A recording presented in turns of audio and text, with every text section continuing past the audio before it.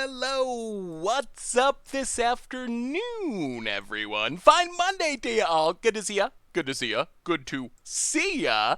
What is up? Molly Airman, Zelda, Zach, of course. Lenning, how are you today? Swader, Zivs Yui, how are you? Thomas, welcome, welcome, welcome. It's an arena day. I feel like we haven't played arena in like forever. We've just been playing all Pioneer and Modern, so I figured we gotta give arena some due once in a while. It is the newest way to play Magic on the internet, so I figured we're gonna start off Panharmoniconing, quote unquote, in standard, and go from there, see what happens, have some fun. I find it hilarious that Charming Prince and Multiples can make quasi-infinite flicker combos. That is true, they're slow, so they don't really win the game, but you can keep like going back and forth and back and forth. Do I have CBL up? What's CBL? I guess I do not. How's everyone doing today in the quarantine land? We're back to being a corona-free zone. We're here to have fun, hang out, talk about happier things, forget our problems for a few hours. Yes, Cardboard Live should be up. Oh no, it's got to update? Cardboard Live, why do you do this to me?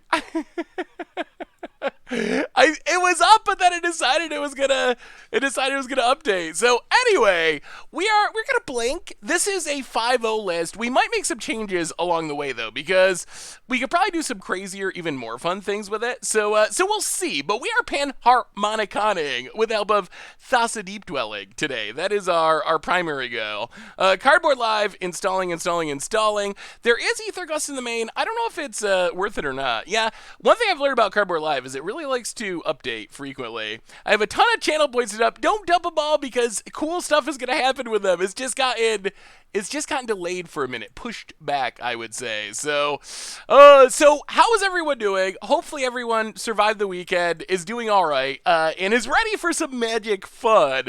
The message sure looks like highlights. You can use it to highlight messages, which is good. Channel points by Twitch, have fun with. ZZ points don't have fun stuff to do, don't use them all. Yeah, basically, stuff is coming with some of the points. So, my LGS owner is also named Seth. Oh, twinsies. Tell him I said hello. So anyway, let's do our reminders, start playing some Magic. We're going to start off with this deck, and then we're probably going to try to expand it out to make it more fun. I don't know, maybe we try Thassa in Historic, maybe we go like 5 colors, or 3 colors, or 4 colors, but we're going to start out with blue-white, and then we're just going to blank things today. That is my general way of dealing with stress. When I get stressed, what do? I play Panharmonicons and double up my triggers, and things get better. So if you're stressed out dealing with all the problems in the world, we're gonna copy some triggers and double it up and see what happens. Just ordered some scissor bouts for a camera so I can play Commander with friends. Awesome idea, Dan. That sounds super awesome. So anyway, let's do our reminders. Replay YouTube. That's where you'd find all the old streams, including this one, in the future. Normal YouTube. That's not the right link. Normal YouTube is, we had some Sweet Mucha Brew action, Nehru Miha combo. The deck actually worked way better than I thought it would. Jonathan Engelade, welcome to the Fishbowl. Thank you so much for your subscription. Boost Tube cheer for you. We could do Brawl as well. Thassa Brawl would be sweet. I mean, Thassa's just, it's the closest thing we got to Panharmonicon in standard by far. A reminder that our sponsor today is Card Kingdom, and maybe you need some Magic the Gathering cards. You know where you get them? Over at cardkingdom.com. You can even grab a free Scoop Soldier sticker. Just let them know you want one in your order notes. They'll hook you up for free. So thank you to Card Kingdom for supporting this stream. Also, shout out to all of you. Our donation stream, our charity stream on Saturday was insane. $3,000 raised just from the fish tank, the fishbowl, and altogether I think the tournament was like $13,000. So absolutely awesome. Thank you again to everyone who donated, hung out, and had fun. Speaking of donations, if you'd like to donate, you can. Certainly not required. Always appreciated. $2 or more gets your message read on stream. Merch page, got tokens, t-shirts, playmats. Good way to support the stream and the channel and the site. And the Discord is new and improved if you'd like to check it out. So anyway, let's start having some fun in standard with some sweet Panharmonicon action. So Thassa, to me, the way I think about it is it's basically Panharmonicon. It's slow, it doesn't work right away, but it basically doubles up an enter the battlefield trigger. So, what does our deck have? A bunch of creatures with enter the battlefield triggers. We have Flibblethip to draw cards, Elite Guard Mage to draw cards, Charming Prince, backup Panharmonicon, quote unquote, to flicker one of our creatures, Deputy Detention, a little bit weird to reset with Thassa, but still, it is removal. We can use it in the early game on a bad target, and then reset it to get a better target later in the game. Cavalier, repeated removal, and then to close out the game, we just keep doubling up Agent of Treachery every single turn, steal it, steal it, steal it. In some ways, Thassa's Blink effect actually has upside over Panharmonicon in that we don't just get to reuse a creature once, but let's say we have Elite Guard Mage, we can reuse that enter the battlefield trigger every single turn that we got Thassa out. So that is the plan for this deck. It is a Conjurer's Closet, a Panharmonicon-ish, sort of. So we're gonna start with this deck, and then we're gonna have fun with Thassas today. That is our main goal, to Thassa our way through Standard, and maybe Historic, maybe Brawl. I don't know, whatever y'all want to play. I'm down with whatever. But it's an arena day. I feel like we haven't played much arena lately, so we gotta sneak in some. Ooh, Spark Double. I'm fine with. I'll add a Spark Double right now. Actually, that sounds sweet enough. I think it's maybe the Nehru Miha deck. I'm in a Spark Double kind of mood because of the Nehru Miha deck. What do we cut? Do we really need main deck Ether Gus? That seems extreme. Let's go Ether Gus sideboard. Spark Double main deck. We'll play one. We'll play one Spark Double for now. Maybe we up it as we go along. Yeah, the Nehru Miha deck was way sweeter than I thought it would be. I was thinking it would be like janky and we'd win once in a while, but it actually felt like, oh no. Oh boy. All right, Sparky. All right, Sparky. It's on. You made it to Diamond with this deck? Ooh, congratulations. Augur Bolus with like 13 targets made me uncomfortable. Yeah, Augur is not great in the deck, but it does find our combo pieces. If you're in my sub message, ooh, did I miss it? I'm so sorry. Hang on, I will find it. I did the shout out, but I didn't. Yeah, we're gonna concede. We're not actually gonna play Sparky. Let me find. Yes, you got me, Sparky. Ha ha. Good game. All right. What was the sub message?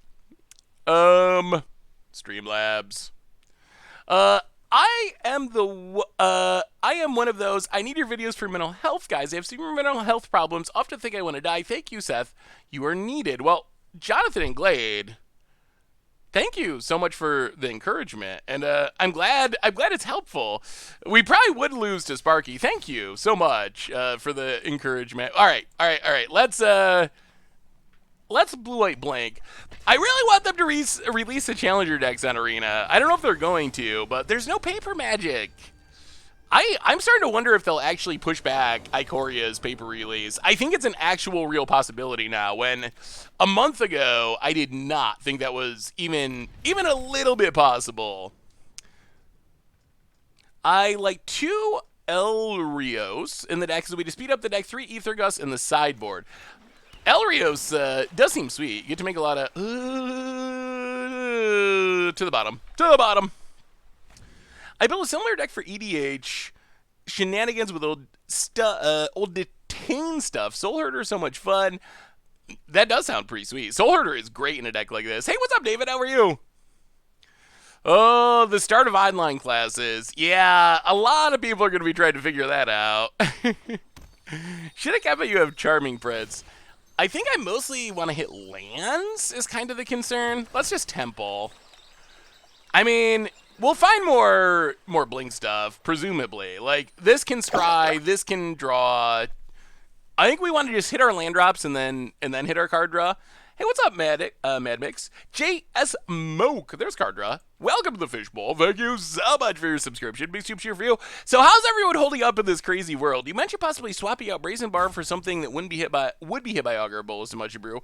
Unsubstantiated could definitely be a good idea. Is there any value to using it as a tempo-y counterspell that would make it worth only bounce permanents? I think that it could be worth considering there. I think it definitely could be. Hey, what's up, Veckin? How are you? We're getting Historic to Fairy Tribal. Oh, that sounds like a ton of fun. For you, probably not for your opponents. It's a good time to play Arena in Magic Online. Dreadhorde Butcher. So opponents, red, black, sacking, I guess. What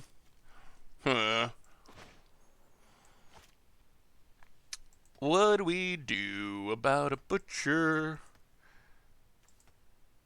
So we can Deputy of Attention it. We can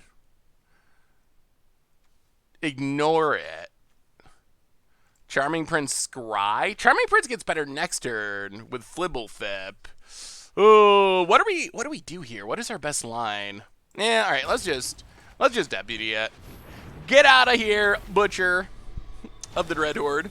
Been playing a lot of Historic. I enjoy it more than Standard now. Yeah, how is Historic? Are people warming up to it? Whenever we talk about it, everyone's like, I hate Historic. But maybe people are coming around. It was fun when we had the guest stream with Nisa. I thought, at least. I enjoyed it. All right, let's Flibs. Draw a card. And all these Castle Vantresses with no land, no island. Charming Prince. Blink Flibs. The value. It's adding up. No attacks. They could have Bone Crusher or something. Draw a card. Has anyone played... still tapped. Has anyone played any of the qualifiers yet for... that they're doing for the Magic Fest online? I am genuine... Ooh, Rankle Master of Frankles. Well, we got a lot of sackable creatures, so this is not the end of the world. Opponent gets it. Hits us. I'm genuinely curious if people are going to... Ooh, we get to just draw a card? Huh. Thank you about it. We will take it. Alright, so... I think we just... Go to combat. Attack.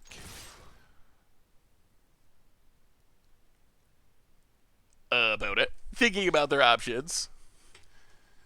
Yeah, $25 for the qualifier seems like a lot. But you can qualify for a tournament with $25,000 or $50,000 of prizes, which the prizes can be big if you can spike the qualifier.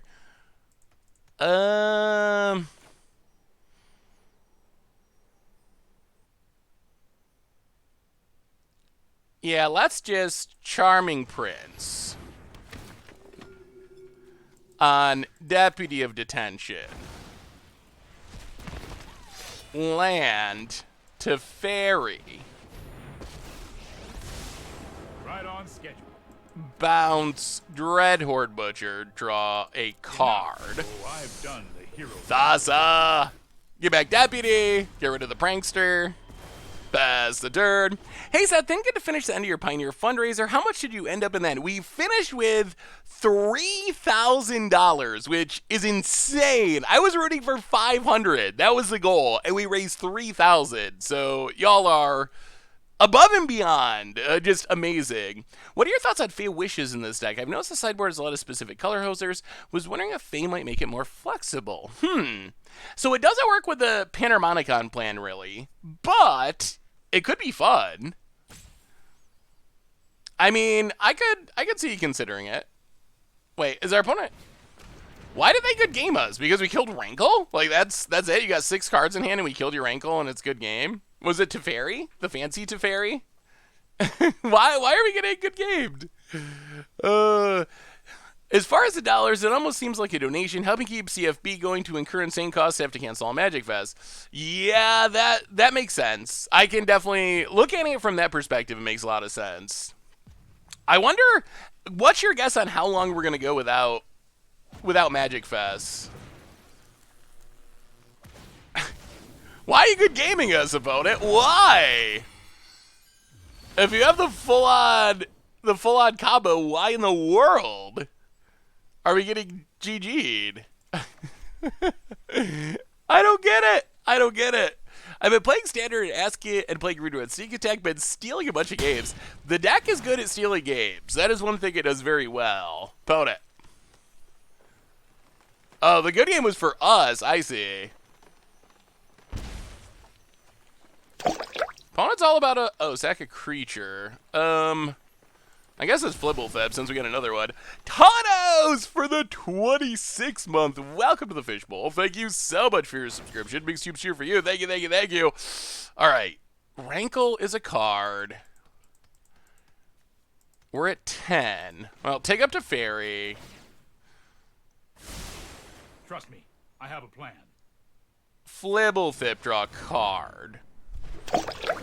T-Beams! Welcome to the Fishbowl. Thank you so much for your subscription. Big soup cheer for you. We draw an island. We will Deputy of Detention.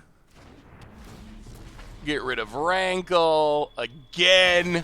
Infinite Rankles. Play a land. And I don't even know if we attack. They get back the cat. Yeah, I guess we attack with one. Get in with a Charming Prince. Hit our opponent.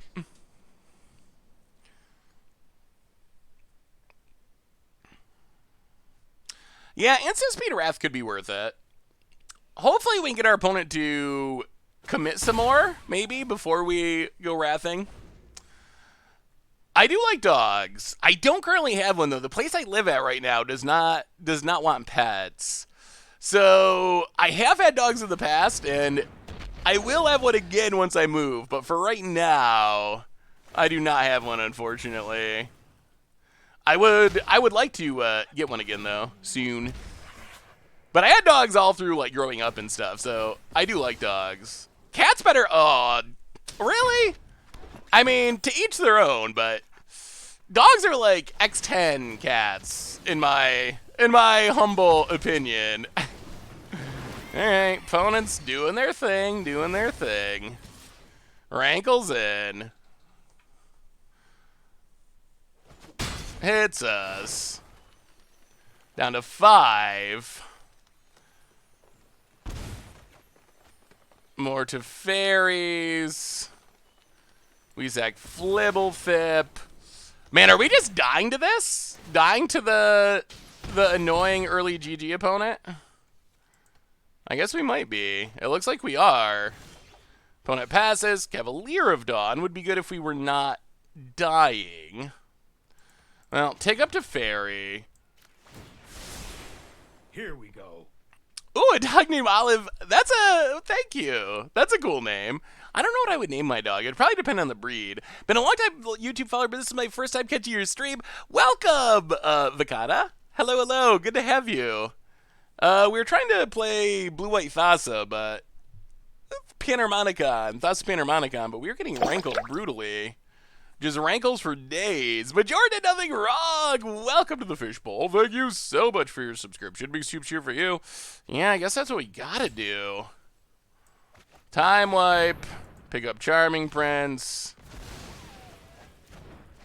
I really want to beat this person since they early GG'd us. Gain 3 life. That is extra motivation. I mean, our opponent has drawn 3 lands in like infinite action. What breed of dog should I get? That is an important question. Opponent. Shocks themselves. More claim the firstborns. Alright. So, opponent, living the dream. Golden Retriever, eh? Alright, so that was annoying. Rankles for days. Bad news for our opponent is we have 4 Devout Decrees, which seems very good against our opponent's deck. Actually, insane against our opponent's deck.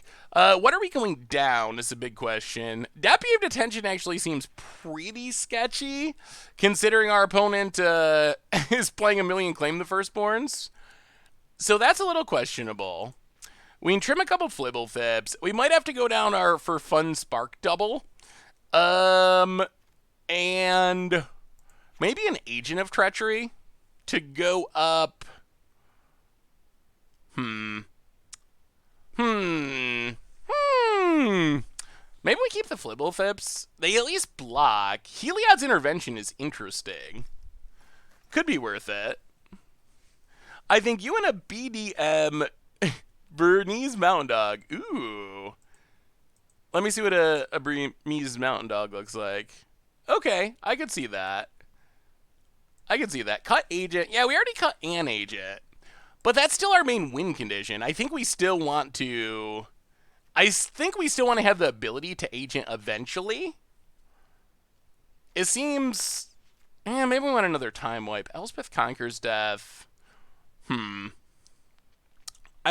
also wonder if 4 Thassas is excessive. All right, we'll go 1 agent. 1 agent. Try it like that. What about Aurelios for the reflection tokens? Aurelios could be fun. What would we cut for Aurelios, I think is the big question. All right, opponent. Let's see how you like it when we actually have 2 devout decrees. You should get an English Springer Spaniel or medium-sized dog, so they just like having a big dog but without as much work to take care of. That sounds like a... They're a medium-sized dog, they're just like having a big dog. Boston Terrier. Okay, biggest dog. I wanted, when I saw where, I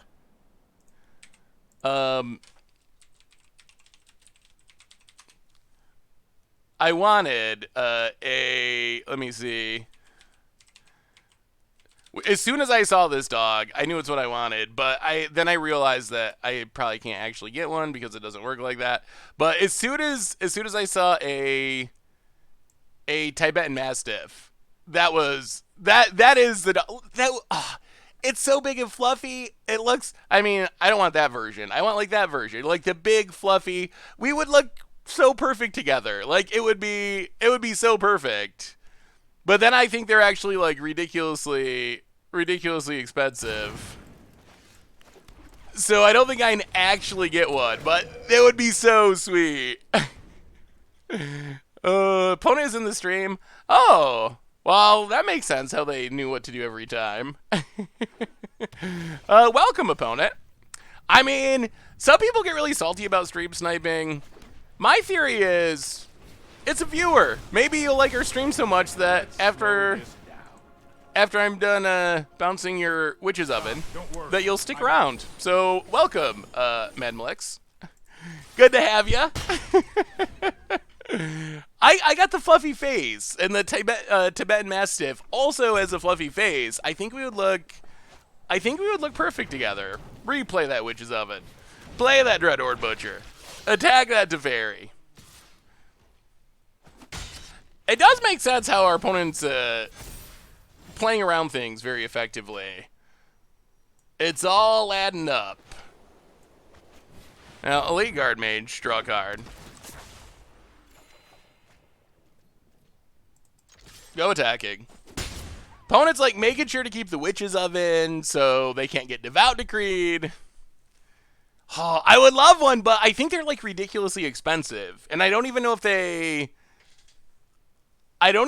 existed in the United States. Like, I don't think they're an easy breed of dog to get in the United States. So I considered, I do kind of want a big dog though.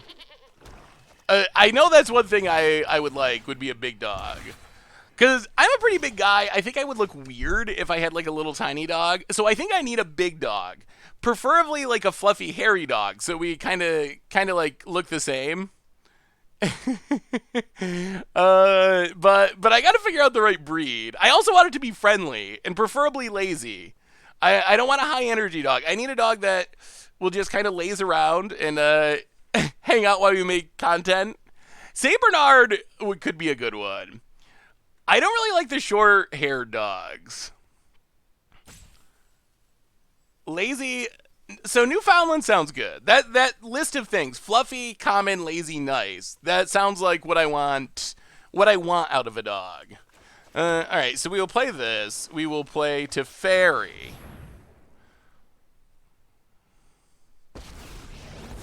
Teferi. You'll thank me later. What do you think? What do you think, Mad Mix? What should I bounce? Mad Mix.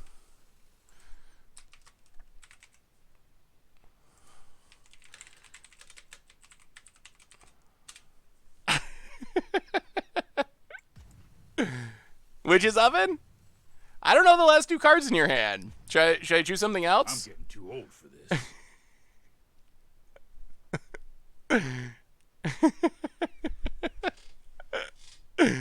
I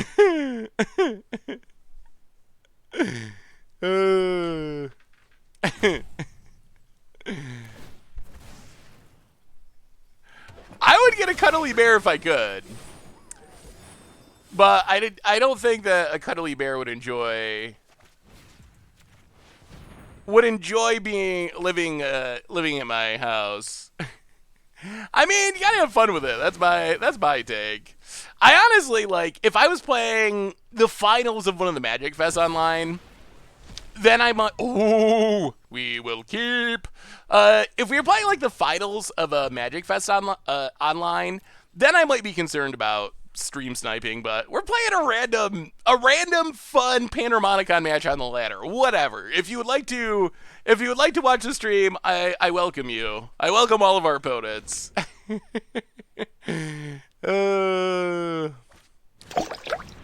Agonizing remorse. Yeah. Well, you already knew it was in our hand, so not that good. I never seem to get notifications you're on or I would be watching more often. Congratulations on the $3,000 donation. Well, seriously, Angel, welcome to the Fishbowl. Thank you so much for your subscription. Big cheer for you. Hopefully notifications are working. I don't know why they don't. I realized if you're on YouTube, you should also turn on notifications there. I was looking at our YouTube stats and like 1.8% of the views on YouTube videos come from people with notifications on. So, I mean, obviously, if you're interested in knowing when new content comes out, but almost no one has them on YouTube for some reason. Well, take up to Fairy. Castle Vantris. Pass the turn. We can devout decree at instant speed. We can also start scrying. Agent of Treachery, going to steal this witch's oven. Eventually get rid of the sack outlet. That we can kill the Dread Horde Butcher.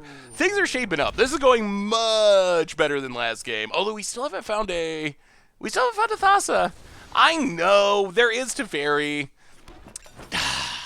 Maybe I should cut it. Like, it's not a Teferi deck. The problem is Teferi is so good. The problem is that Teferi is so good that it is... Well, there goes our only Agent of Treachery. Teferi is so good that if you can cast it, it's really hard to not play it. You can also see what video pops up if you're in the discard. Ooh, that's cool. I didn't know that was a thing. That's a really cool idea. Potent.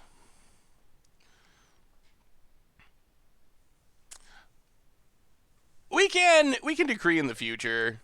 Nothing too scary is happening, so we're at 21. I think we'll decree if there's something really good to decree. Otherwise, Castle Vantris offers a lot of value here.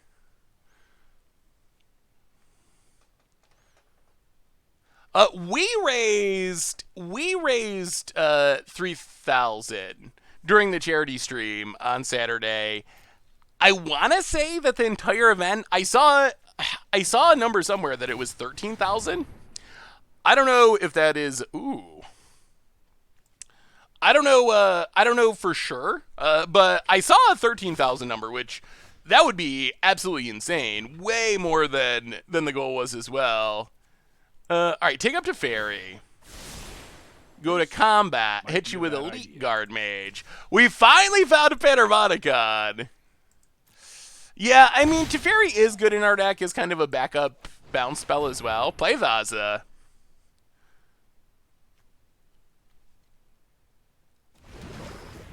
I kind of want to good game our opponent, but I'm going to resist. I can't bring myself to do it. Do we have any updates on when Commander Clash Live is for this season? So, I believe, and I think you're actually the very first people hearing this, I believe that Commander Clash Live is going to be next Tuesday. So a week from tomorrow, actually during our normal stream time. So you actually get a bonus special episode of Commander Clash Live. So I'm like 99.9% sure that that's when it's happening. So yeah, a week from tomorrow, Commander Clash Live. Hey, so I'm Mutamoto, and I'm trying to figure everything out. Any tips for being faster? Looking for a cheapish Pioneer deck? Any suggestions? Probably less than $75. Ooh, well, Han Solo, one thing Huh. One thing I would consider is some of the loan programs, like the card hoarder loan program, is so good on a budget. It's just such a good way to cut down on costs. That's what I use. I have a collection from playing Moto for years, but if you want to play more than one deck, it's way cheaper than the upfront cost. I think it's 3% a week of your loan balance. So if you borrowed a $100 deck, it would be like $3 a week, essentially. But you can exchange that as many times as you want. So you can switch decks at no charge, infinite number of times, daily, multiple times a day if you want to. So I would definitely look into that and see if it's right for your situation. If you have just one deck you want to play and you know you don't want to switch, then it often makes sense to just buy a deck. But if you think you want to switch around and play a bunch of different stuff, the loan programs is a good way to, like, kind of, for Netflix amount of money or whatever, be able to play whatever decks you want to. Yeah, how's online school going? That's a big shift if you've never done any online classes before. Well, play a land, go to combat, attack you, hit you.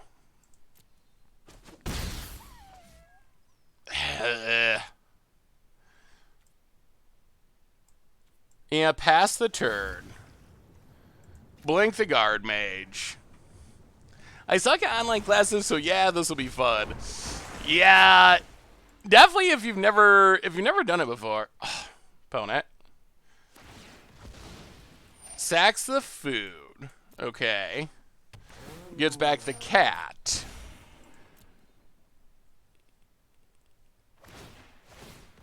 Alright.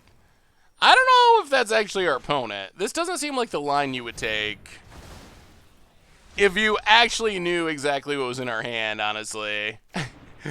So it might not actually be our opponent with the similar name in chat.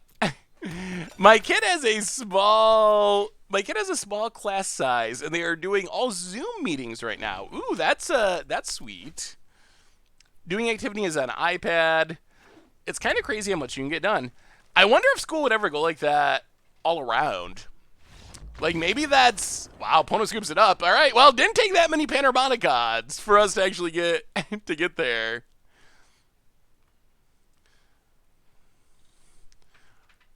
I mean, we're gold. So, can't look down on someone for their rating. When you're also gold, especially.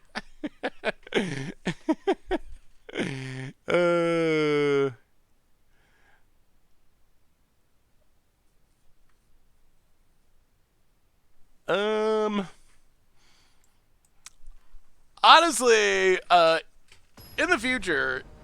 I don't care. I mean, if it's a tournament, maybe I'd feel differently, but you don't have to ban people if they're stream sniping. Whatever. They could still watch it if they wanted to, so and I just don't really care. We are Panharmoniconing, sort of. Thassa, it's Thassa Day in standard. To begin with, at least. I don't know, maybe we'll try other formats. That's a Thassa. Maybe we'll try other formats as well. Online classes are going pretty well. I'm getting my master's in English, so I normally a lot of writing and reading. Yeah, I mean, I've taken online classes before. If you are comfortable with writing and reading, I think you could argue it's actually easier than classroom classes, at least in my experience. Right now, we just have Thassa. Thassa's our Panharmonicon. Panharmonicon, quote-unquote.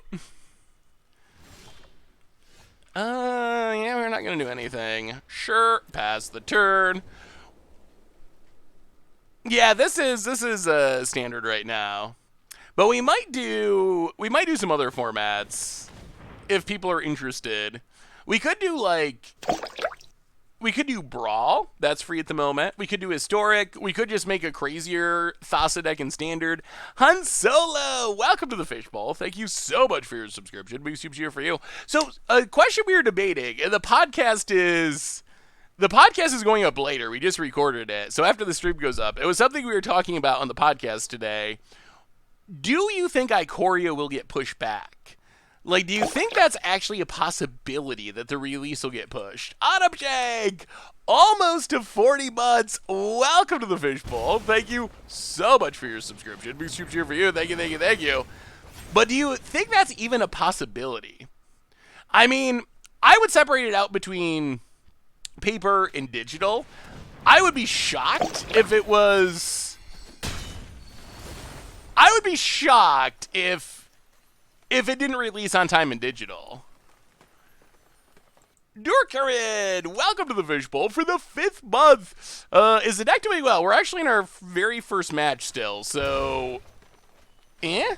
sort of, I guess, kinda. About it. Wrangle Master of Prankles. Passes. Well, we will get rid of Rankster. Forever. Land to the bottom.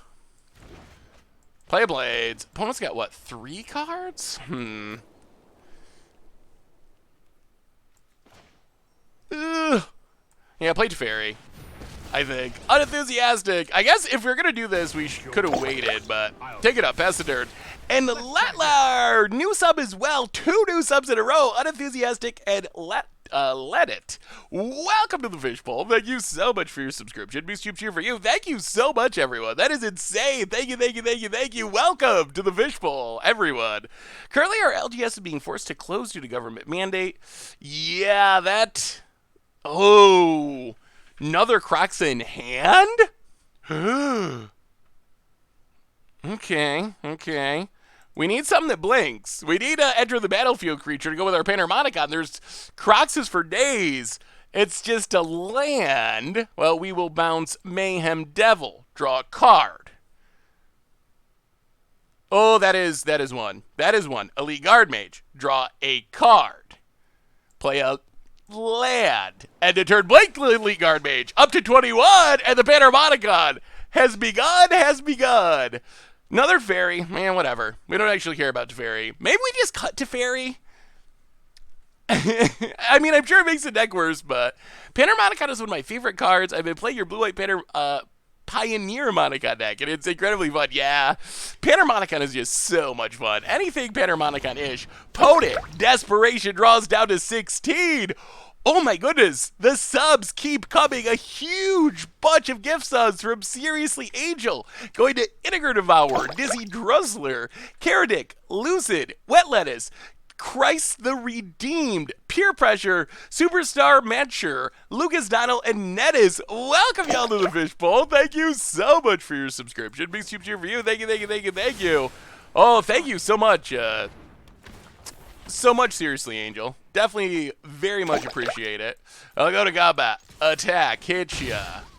Temple. Scry. I don't even know if we need Time Wipe anymore. Untap Elite Guard Mage with our Panharmonicon. So many new Fishbowl members. Thank you so much. Ooh, Flips. The Eye has arrived. Vote it. Yeah, thank you so much, everyone. Thank you, thank you. Finally been able to catch your EU-friendly stream. Ooh, awesome. Welcome, Hensuki. Good to have ya. Yeah, Monday is definitely the most EU-friendly, for sure. Well, all right. So opponents setting up their synergies. But we got 27 life and a Panharmonicon in the form of Thassa. Can we make a Llama deck in Standard? Could make Thassa Llama. Thassa Llama Reanimator. I guess that's kind of what we did before, to some extent. Never thought I'd hear Well Lettuce and Christ the Redeemed in the same sentence. Welcome to Twitch. Hello from the US, H91. How is the London life? London, I heard London, they closed all the McDonald's. How do you survive without McDonald's? What if you need a Big Mac? This isn't a fight you can win. We will tick up. Let's just tick up to Fairy. Play. Oh, we have a new donation from Majora Did Nothing Wrong. Go to combat. Big attack. Major did nothing wrong. $2 donation when you were streaming Vintage Cube last week. I was driving. I want to break from my podcast, so I streamed audio only. You actually do a great job narrating what you're doing. Could follow really well without visuals. Ooh, thank you, Majora. Yeah, I didn't intentionally set out to narrate in that way. It just kind of came naturally. But I've had other people tell me the same thing, that it makes it easy to leave like a stream or a video going in the background when they can't actually watch it. So thank you for the kind words. I'm glad it works out that way. Yeah, flips to the bottom. Kill it, kill it, kill it. Pass the turn and Blink a elite guard mage, and this is looking pretty over. Pretty over. Panharmonicon better than sacrifice synergies apparently. Do you think Beard Tribal is still a good idea? I think Beard Tribal is a funny idea. I don't think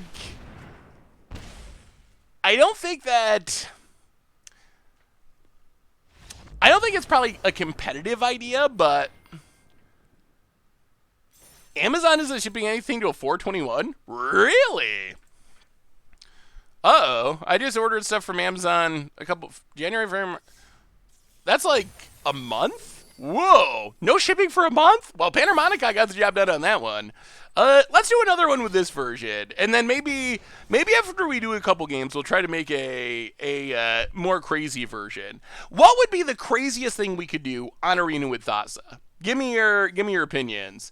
Beard Tribal EDH would be fun. I think for other formats, I think it would be funny, but I think it would be like funny while you probably go like 1-5 or 1-4 or something. Like, I don't know if Beards, as much as I love them, has the power to actually be competitive.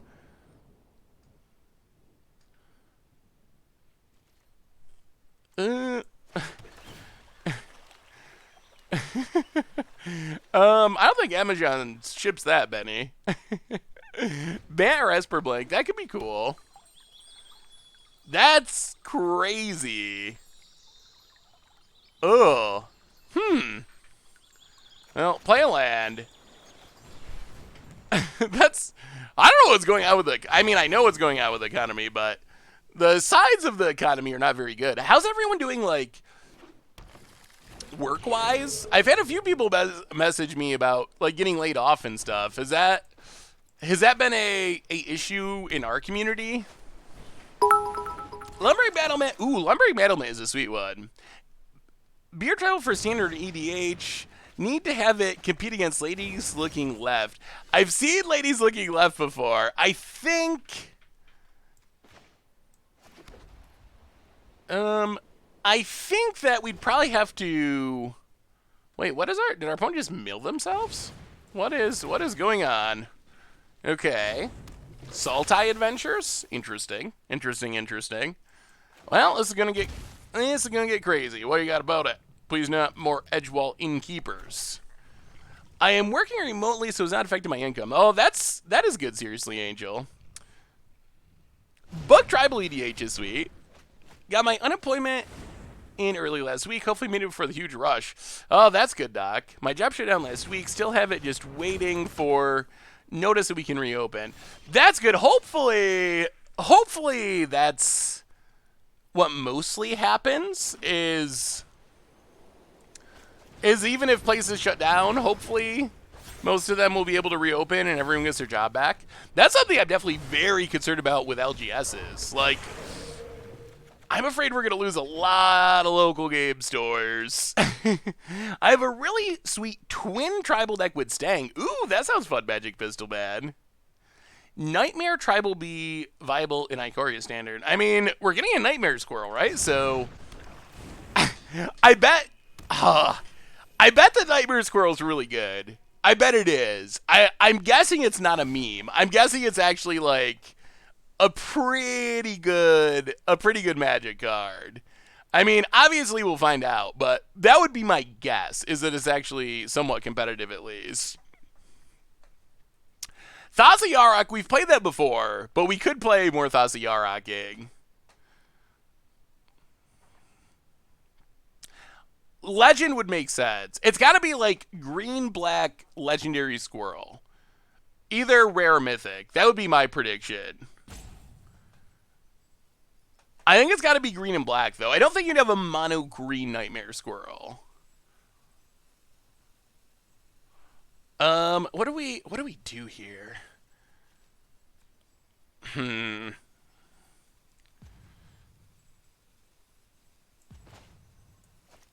Play the land. Play Elite Guard Mage. Draw a card. No attacks.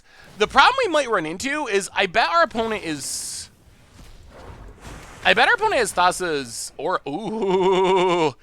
opponent has Thassa's Oracle in their deck. So I bet they can win by just emptying their entire library. Why else are you self-milling? Oh, the llama? Graveboard Lamia is the llama. Opponent. Yeah, doubles up a Murderous Rider. Sure. I wish we could kill Edgewell Keeper, but we can't.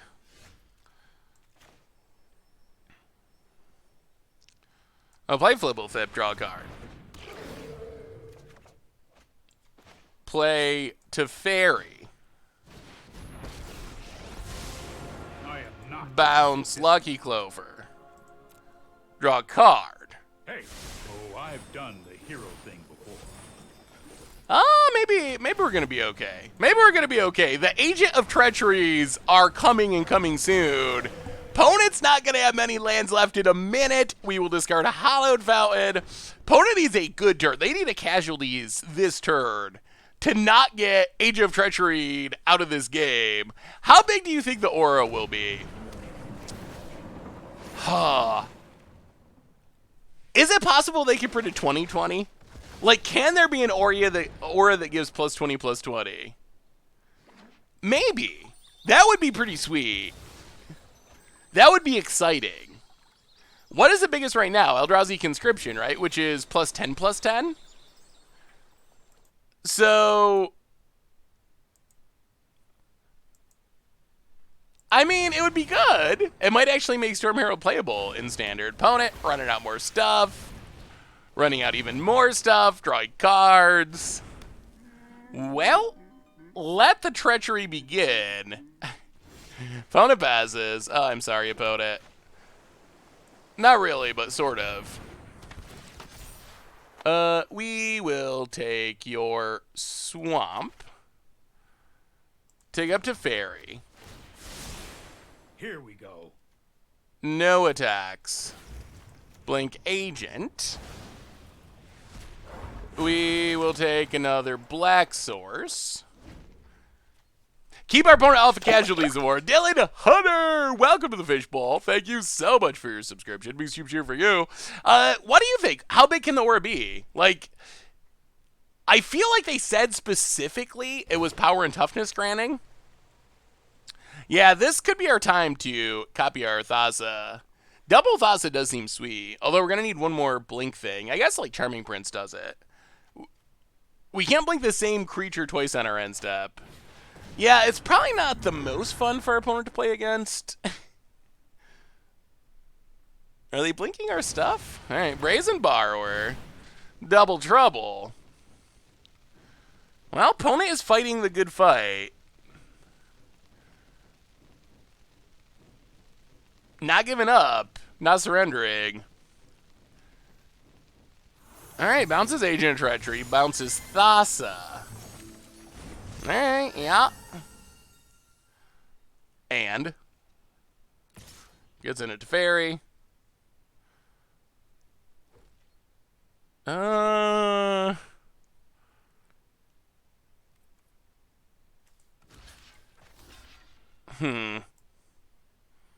let's keep to Fairy.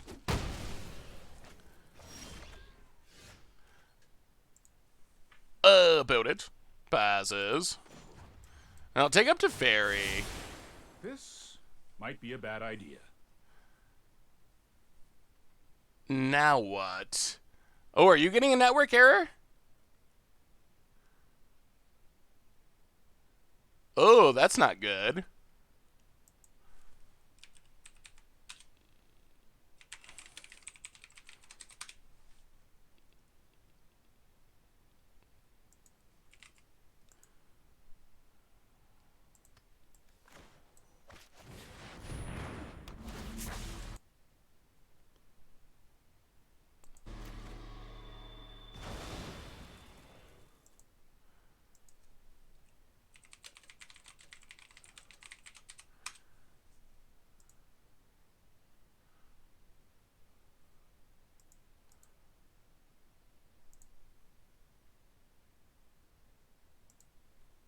Are we back? What is going on? Hello? Am I here? Are we live?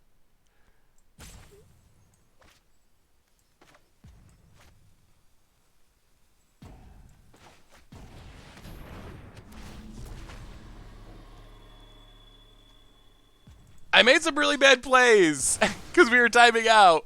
Hey, welcome back, everyone. I don't know what's going on. Unfortunately, I just cast random things, which I don't think were actually helpful.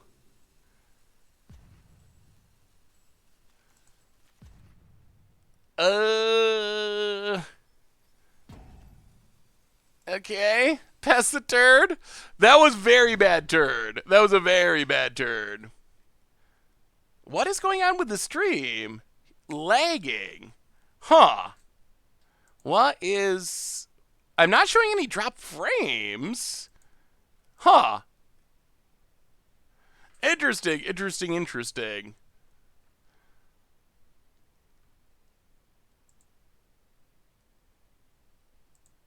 Oh, well, we're back. I hope. I think. Maybe.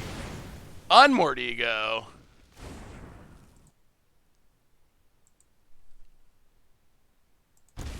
I really hate how the arena sounds go off. Yeah, that was really weird. I've never had Twitch die and then come back without having to restart. That is a new one. Maybe it's on Twitch's end. But we're back. We're back. What is our opponent taking? All of our Agent of Treacheries. Okay. That's not ideal.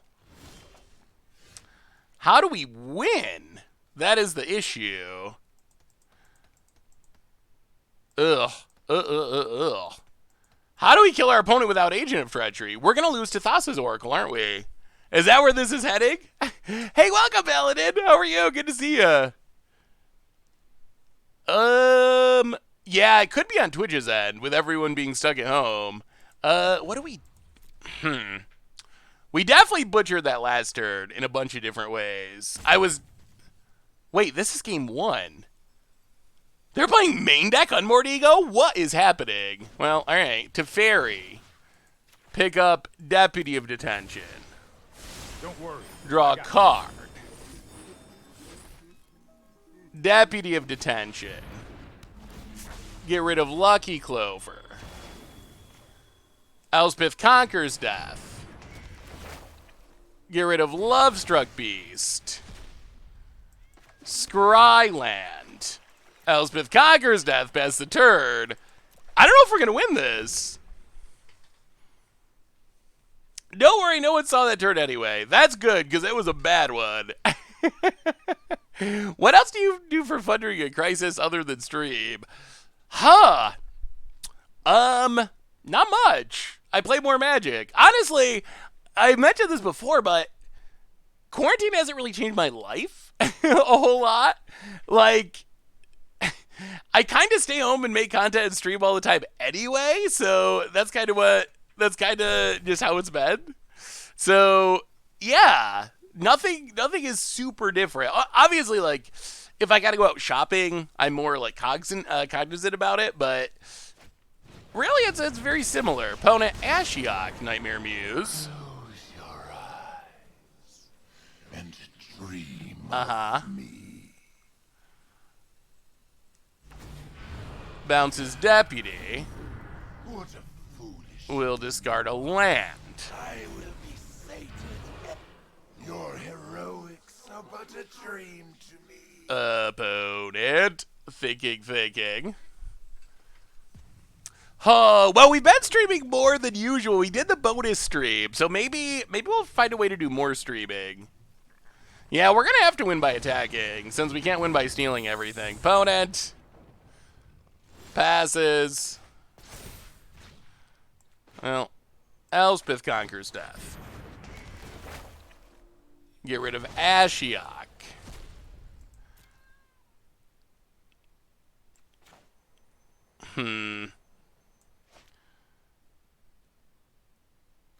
This Fae of Wishes frightens me. Deputy of Detention. Get rid of Fae of Wishes. Pass the turn. Opponent adapts.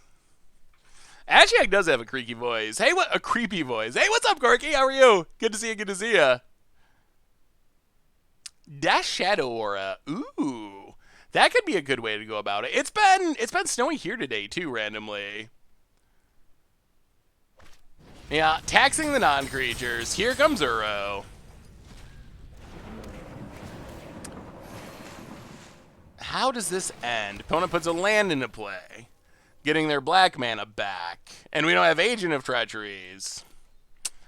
Ugh. Ugh. So close, and yet so far. Yeah, Twitch had some issues, but I think... Oh, another Clover. Okay. Yes. Sure. So take up. We get back to Fairy with a loyalty counter. Stand by and watch. To Fairy.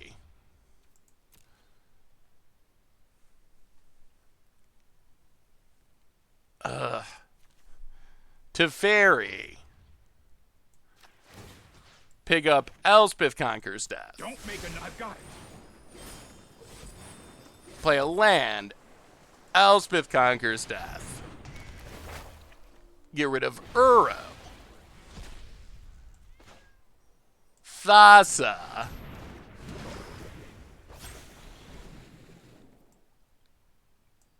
Go attacking. Get in for one. Oh, this match. Boy, Standard has some long, grindy games at the moment, doesn't it? We will...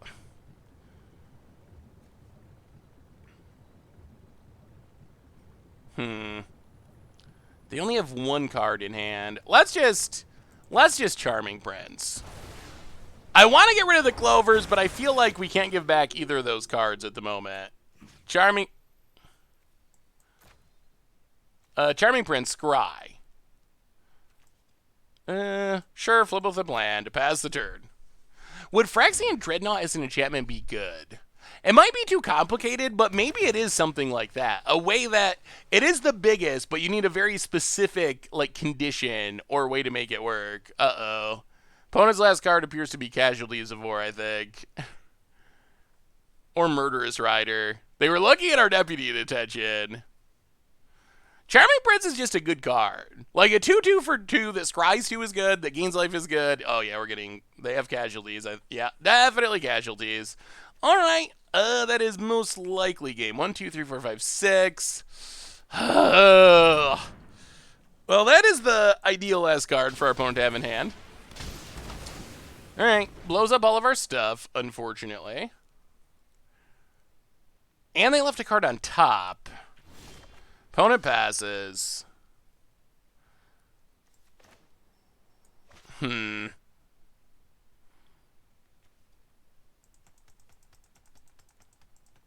can't give our opponent back Fae of Wishes. Let's Flibblethip. Draw a card. Play a land. Spark Double. On Deputy. Get rid of Innkeeper. Elite Guard Mage. Draw a card. Go attacking. See what's at the top of our opponent's deck. Probably Murderous Rider. Opponent blocks. Opponent blocks. Take 6. They left something on top, though. They left something on top. Oh, actually. Oh. Okay, this is a little risky, but let's... I think we do this. We blink Deputy to get rid of the Lucky Clovers. Because they don't have 2 cards in hand. Flibble that Planeswalker would be spectacular. What you got, opponent?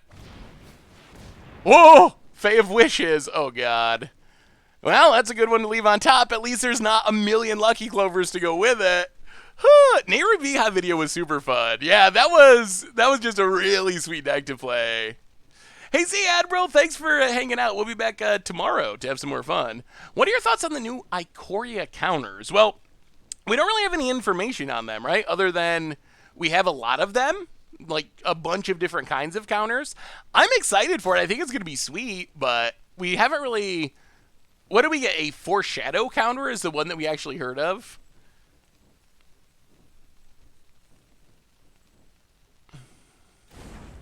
Narset. Narset's the best option? Okay. I train every day. Sure. Much more prepared than you. I have just the trick for this. Ticks down. Hits and other casualties. Infinite casualties.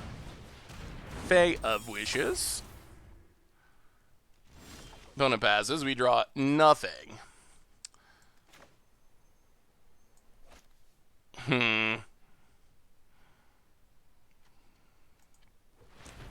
1, 2, 3, 4. 1, 2, 3, 4. 1, 2, 3, 4. Tap, tap, tap. Ugh.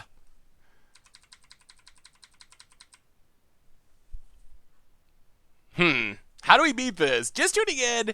Do you run Lumbering Battlement in this type of deck? There's not a Lumbering Battlement in this deck, but you could definitely run one in this type of deck. Where can we get the Commander Clash ban list? Ooh. It needs to be in articles, but it's, and it will be, but it's Mana Crypt, Mana Vault, Soul Ring, Cyclonic Rift. Kimazel, welcome to the Fishbowl. Thank you for your subscription. Big super cheer for you. There's no I in Kimasu. How do we...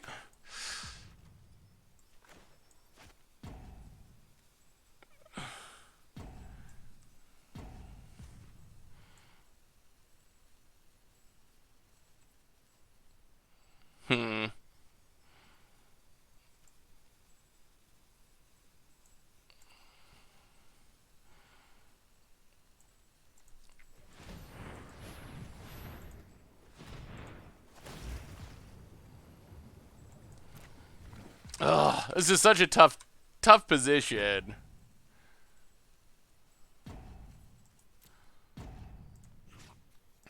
Well, attack Narset.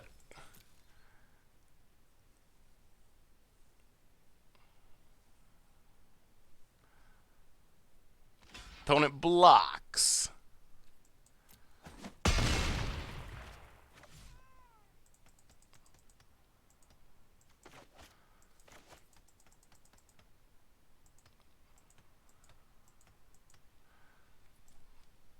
Yeah, pass the turn. Blink Charming Prince.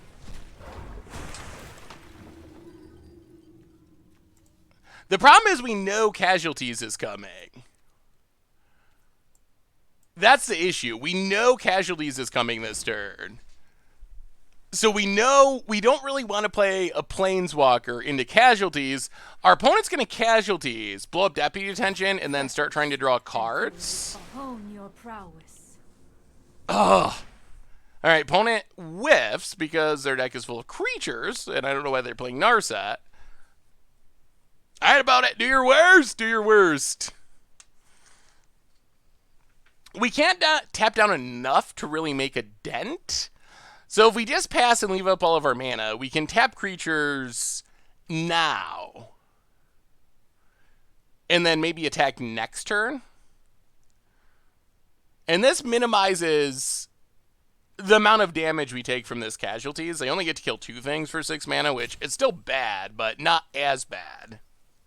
I assume they just 1, 2, 3, 4, 5, 6. Get back Innkeeper and then cast an Adventure. Oh, we are 1-0. All right, 1, 2, 3, 4.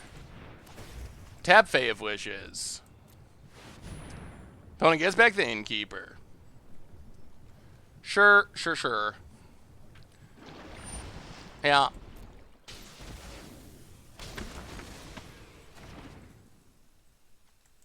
Alright, opponent. So they can cast Brazen Borrower? Or Okay, it's just a land. Brazen Borrower draws a card. Well, we will tap down Fae of Wishes. Opponent gets to draw. Who? I mean, they can still target it. It just doesn't die. But it's the only enchantment on the battlefield, so it doesn't hurt our opponent at all to target it. Tap, tap, tap. All right, opponent passes. We draw to Fairy. So we play. Can we get lethal? 1, 2, 3, 4, 5, 6, 7, 8, 9, 10, 11, 12. We cannot. Huh. I'll play to Fairy. Turn on Thassa.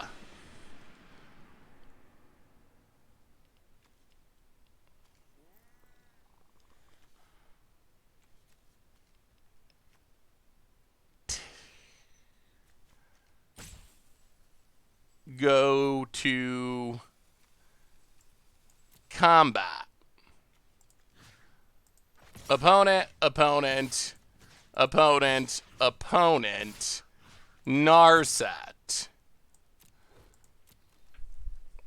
Ugh.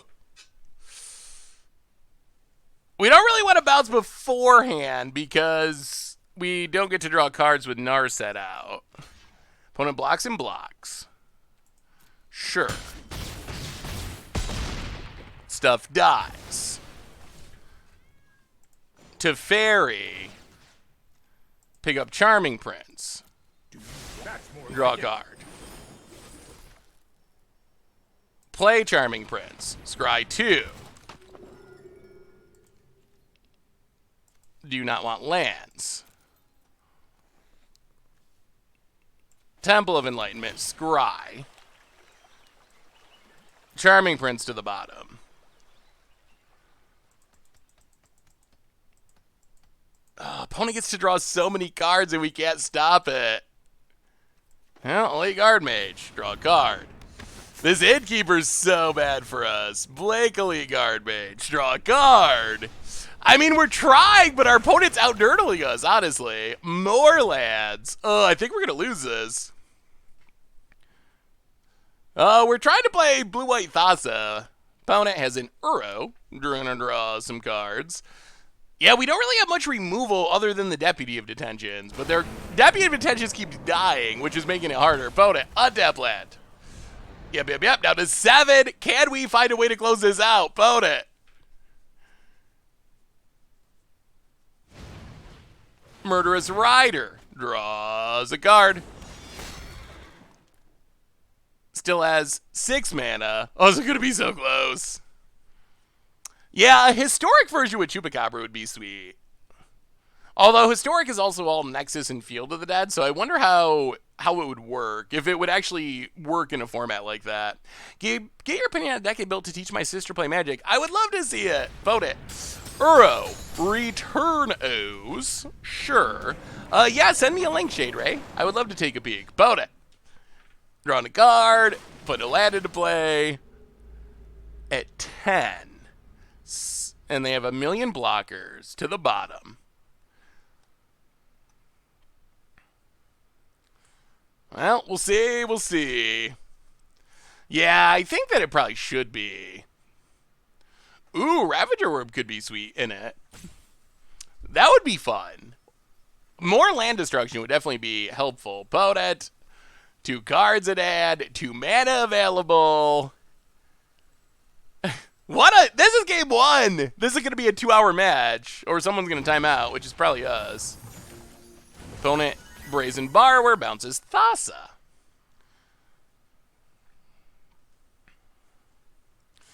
I wish we could kill this Innkeeper. That would make me happy. Opponent's going to attack to Fairy. Okay. Yeah, we'll trade. Kill the Borrower. Ooh, let me see, Strategic Smith. We draw not much. So, take up to Fairy. No, I am not making this up as I go. Replay.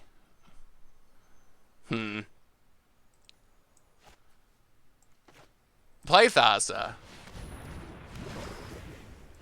1, 2, 3, 4. Play a Scryland. Castle Vantris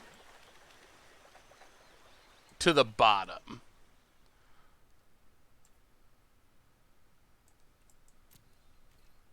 No attacks. Blink Guard Mage.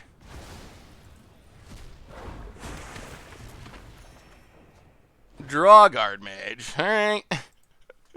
Oh, it continues. There's no Planar Cleansing. We do have Raz. We're just not good at drawing them. Opponent. Edgewall Innkeeper. Good at draw guard. Can't deal with the Innkeeper. Yeah, we can tap Uro. We can tap two things, actually. Well, tap Uro.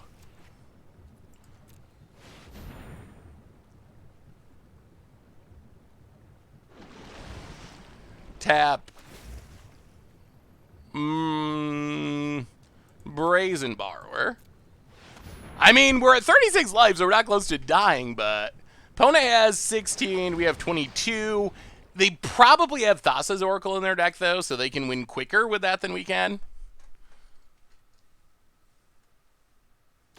Boat it. Gaba.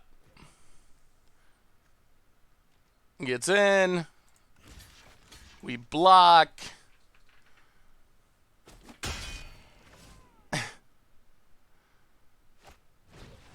Oh, no. Innkeeper, Beanstalk Giant, draw 2.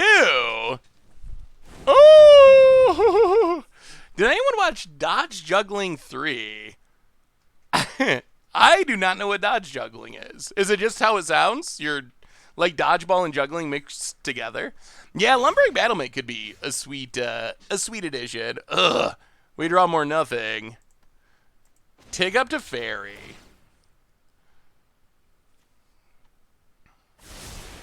Let's try this. Elite Guard Mage. Draw a card.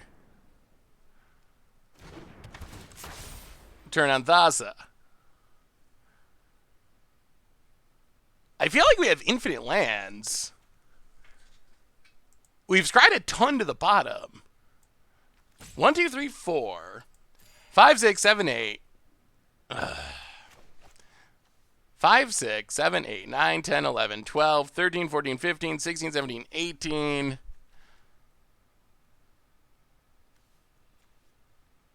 One, two, three, four. 1, 2, 3, 4. I don't know about that. Like, I wonder in this deck, I wonder if playing 4 Thassas is worth it. Like, look at our hand. Our hand is the deadest a hand can possibly be. Because we have a bunch of indestructible Thassas. Dodgeball and Juggling sounds interesting together. Do you think you should learn a number of them? Only Dragon.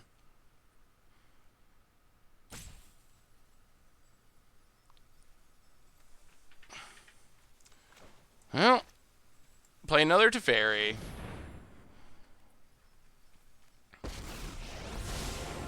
I know my responsibility. Bounce. Charming Prince. Draw a card. Well, that didn't pan out. Trust me, I have a plan.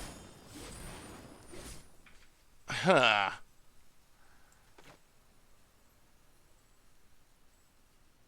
Oh, we really want a Wrath. We have 2 Wraths left, right? They gotta be right near the top of our deck. Play Charming Prince.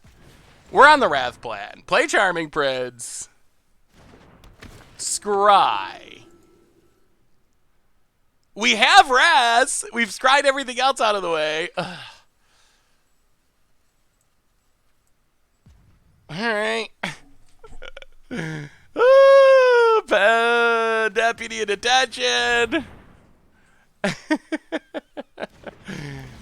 Go after the Innkeepers. Agent of Treachery we would have had, but our opponent managed to get a Unmoored Ego out of their sideboard. So we do not currently. And our opponent's going to get back Fae of Wishes to tutor more from their sideboard. I don't think we win this. I don't think we do. This has been as long as possible, but... All right, Elite Guard Mage, triggers. We do want to try to get ahead on time, because with how long this has been... this match is probably going to come down to time. Because this is game 1! All right, Deputy Attention. Yeah, I'm not convinced that playing 4 copies of Thassa is correct. You keep deputying stuff when you wrath, you will give it a bunch of stuff back. Well, yeah, unfortunately we can't find a wrath, so... Apparently both of them are in this pile of like 10 cards at the bottom of our library that we have not scryed away yet. Vote it. Oh, God. All right. Sure. Well, all right. Opponent gets everything back. Yeah. The power of Innkeepers.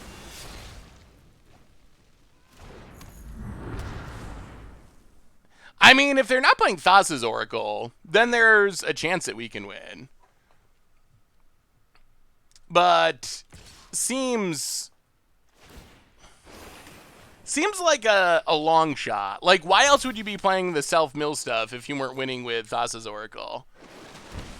And our opponent's going to get to quadruple tutor from their sideboard this turn.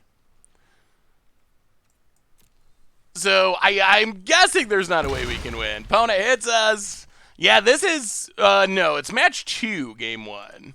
But it's still ridiculously long. All right, here comes the triple tutor. Yeah, we won match 1 in not an incredibly long amount of time. Opponent gets a Jace. All right, so our opponent does have they do win by emptying their library and a Tamiyo.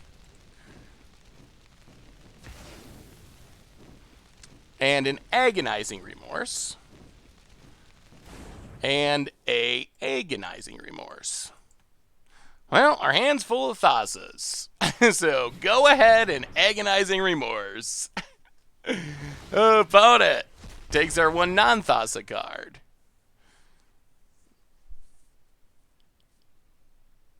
On one hand, I think it is a little unlucky that both of our wraths are in this one area. Booted. Behind on time now, I think. Murderous Rider draws 2 cards. But we can't answer the Jace. Opponent with the early good game because they are a respectful opponent. Charming Prince Scry.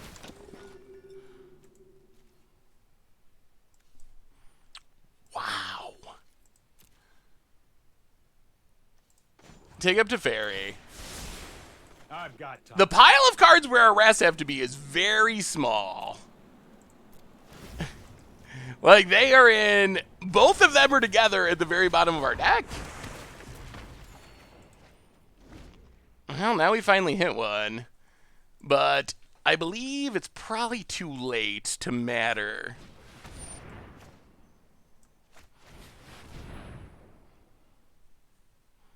Well, Agonizing Remorse, but...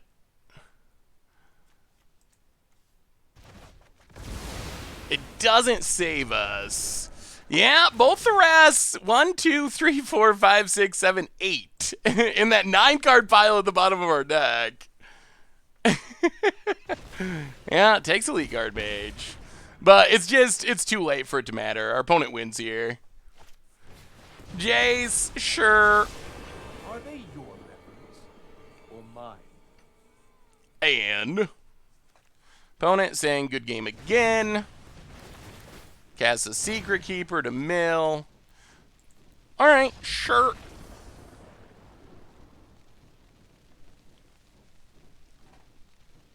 At the beginning of the match, set all your agents to quarantine. Yeah, that is basically where things went wrong.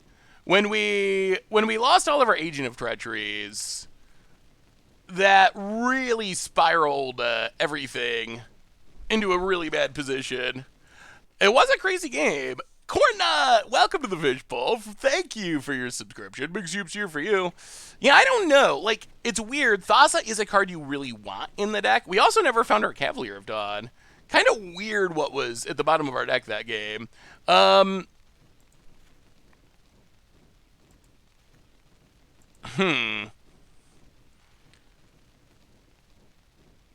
Yeah, Thassa is very strange in the sense that it is our most important card. It's what we're built around. But at the same time, it's legendary and it's indestructible. So when you draw 4 of those, it's kind of like you skip 4 draw steps, which is actually really brutal. Like that is a tough way to win a game of Magic when you skip multiple draw steps. I don't think we can trust the Magic gods that much. All right, this will keep. Yeah, way to discard them could be good. Agent Treachery to the bottom. Well, let's see what happens. Will this match ever end? The longest match in the history of Magic. Double of Enlightenment. Teferi number 2 to the... we probably just keep it, actually. Keep it to the top. Pass the turn. Yeah, basically like skipping 3 draw steps. Opponent plays a Forest and Edgewall Innkeeper. Well, that's what our opponent was mulliganing for, and it was found. Charming Prince. Scry. Agent Bottom. Deputy Top. Pass the turn. Chemist's Insight could be interesting. Like, we draw a lot of cards. I wonder if there's... Well, you'd have to look at the creatures. Thassa for Idyllic Tutor. What else are we getting with Idyllic Tutor, though? Opponent leaves it on top. Passes. Well, play a land. Go to combat. Attack. And our opponent. Deputy of Detention. Get rid of the Innkeeper. Pass the turn. Hey, what's up, All Chaos? How are you? Yeah, that's only... We might have to add more enchantments. We don't really have that many things to hit with Idyllic Tutor. We have Thassas and 2 Elspeth Conqueror's Death, but that's not much to play an enchantment-only tutor. We might be creating more dead draws by not having enough enchantments. Yeah, let's pick up Charming Prince. No more. There goes nothing. Pass the turn. Yeah, we hadn't played Arena in a while, so I figured, even though we're mostly waiting for the new set to come out, I figured we gotta give a little bit of arena-ing every once in a while. Fabled Passage, crack for our opponent. Yeah, but we only have 2 Elspeth Conqueror's Deaths, so I think there's a risk that we'll get in a board state where we don't have anything to tutor for, unless we intentionally add more enchantments. Opponent, Lucky Clover. Murderous Rider. Kills everything. Again. I kind of wish this deck played real removal. More Teferis. Well, shock ourselves. What do we even get rid of? I don't know. I'm sure our opponent has the perfect card regardless. Take the Edgewall Innkeeper. Play Charming Prince. Scry.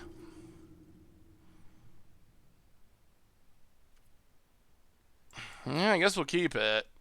Pass the turn. Tutor would only be dead if you already had Thassa and didn't have ECD in the deck. At that point, Thassa would also be dead, so you're not creating more dead draws. Yeah, I guess that's sort of true.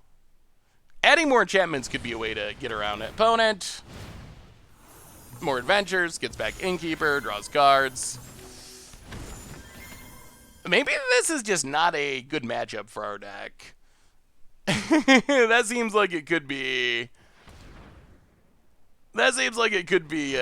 what's happening here. Yeah, Varric's Bladewing does sound sweet in fire. It's not in standard, though. Opponent gets to start drawing extra cards, of course. Yeah. Opponent passes. Play Teferi.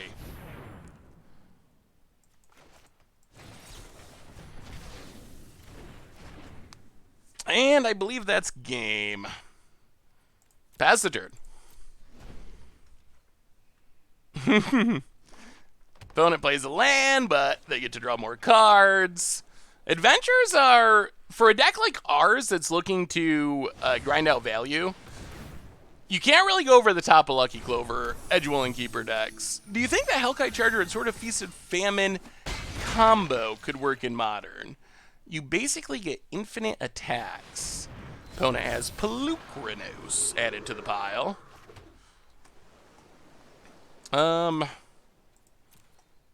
Is there any way out?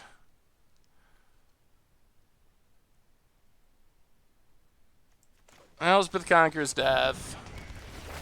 Get rid of Pelucranos. Pass the turn. Hey, what's up, Suzuki? How are you? Agonizing Remorse. Opponent's got 8 minutes left. Yeah, when you get in a try to grind out long game value, and you can't answer Edgewilling Keeper or Lucky Clover, odds of winning are very close to 0. Yeah, the combo sounds cool, but it seems very mana intensive for Modern. Opponent has more card draw. Oh, all the card draw.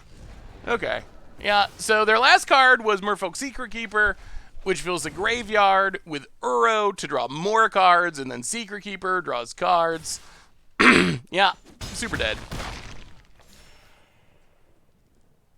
I'm really proud of myself. Starting making content today. That's where I've been, making custom Magic cards. Ooh, awesome, Suzuki. That's super exciting. Good to see ya. Well, it's a good time to be making some content.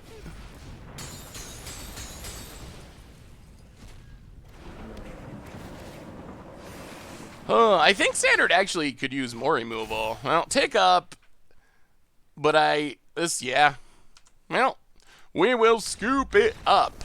Well, that was not ideal. I don't think Sultai Adventures is where our deck wants to be. Sultai Adventures, they just go over the top of what we're doing, and I expect that if we play that matchup on repeat, we'd probably lose it a pretty high percentage of the time. Our deck, it's not fast enough to race it, and they just have better late game than we do, which is not exactly where you want to be in a matchup like that. Yeah, Standard, I would argue, needs better removal. I feel like the threats keep getting better and better and better, to the point where we have like 3 mana 6/6s that draw you cards that gain you life, or stuff like that. I guess it's technically 4 mana, but it's got a lot of busted threats, and the answers just have gotten worse and worse at the same time. So basically, okay, so Magic, when it started out, the answers were up here and the threats were down here.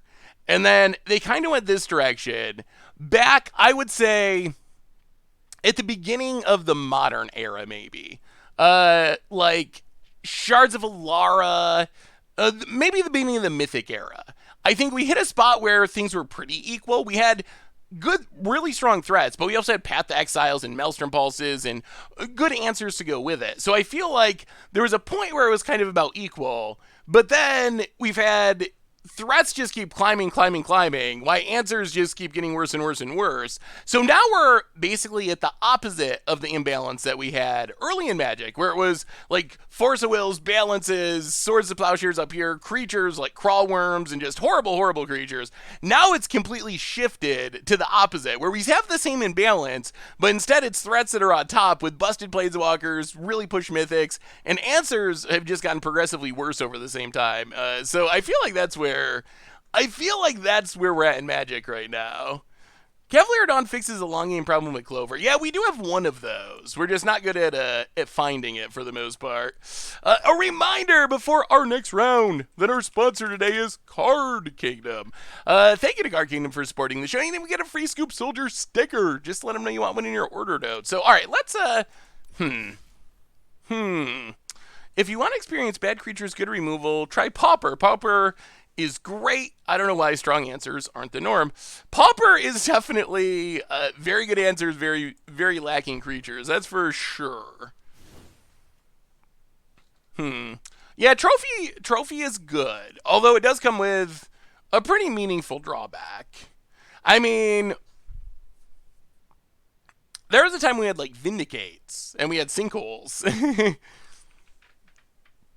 I actually don't think the early days were ideal either. I think that the mix of powerful spells equally powerful answers, I think that is kind of what you're shooting for. I think you basically want balance. Like, you can print powerful threats with equally powerful answers. You can print powerful answers, but there needs to be equally powerful threats. So I feel like that's what we're shooting for. Not so much. I think the nostalgia for like the early days where your creatures were horrible and your spells were insane. Like, I'm sure it was fun at the time for the people playing it, but I don't actually think that's where we want Magic to be in 2020 either. We've played Chandelar a tiny bit. It's kind of weird.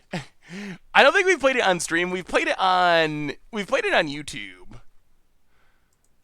Back when I was a kid, I played White Weenies versus Stasis and quit Magic for like 5 years afterwards. Yeah, I mean, I think that if you were playing at the time, or you've been playing Magic for a really long time, especially older formats, you're probably pretty fine with the old school style of Magic. But in a world of like Arena and trying to get new players into the game, I don't think Magic would ever be a hugely mass audience game if you had that style of play. That was just strip mines, Armageddon, Sword to Plowshares, balance. It like if that was the primary way to play Magic, I don't think it would actually work. We played Chandelar for a couple of years ago for an April Fool's video. we could try Chandelar at some point.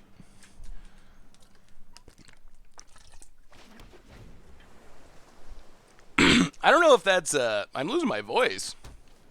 Hopefully I'm not getting the corona.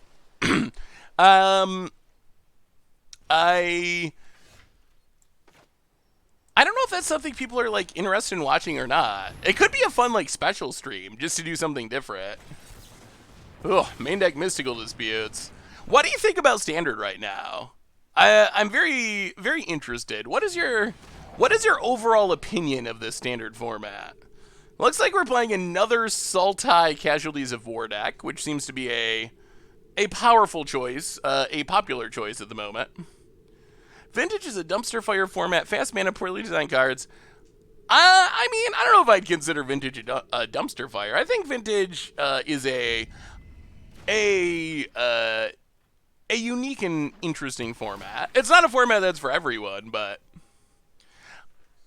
I think Legacy was maybe the best format. It has changed recently with the pushing of really powerful cards in recent sets.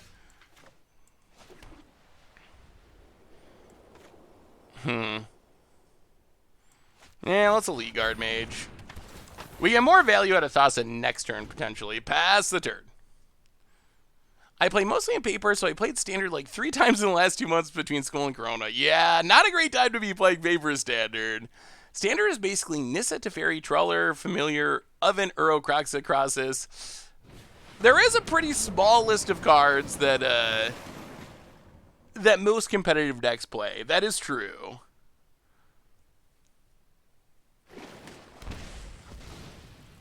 Opponent, Breeding Pool, untapped.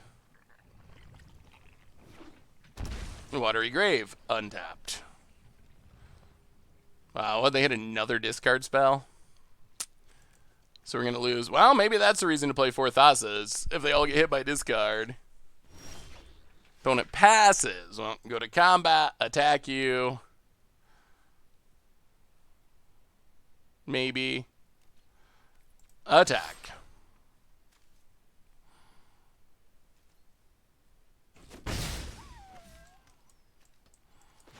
Play a land, play Thassa.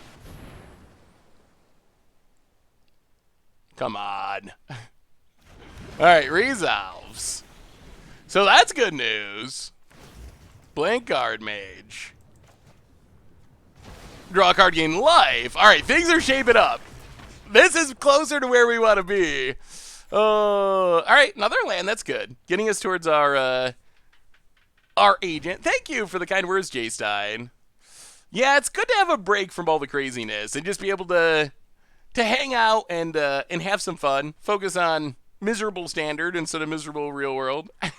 That's selling standard joy. I wouldn't call it miserable, but I'm very excited for Ikoria to release. I feel like really it's mostly that we've just played the same cards for a long time. I think we have reached the point where we're ready for rotation to happen, or ready for a change. Not even if it's not necessarily rotation, but we've reached that point where the format's been around for a really long time. We're ready for some new cards. Yeah, store looks fun. Can I send you my Pioneer list and ask your opinion?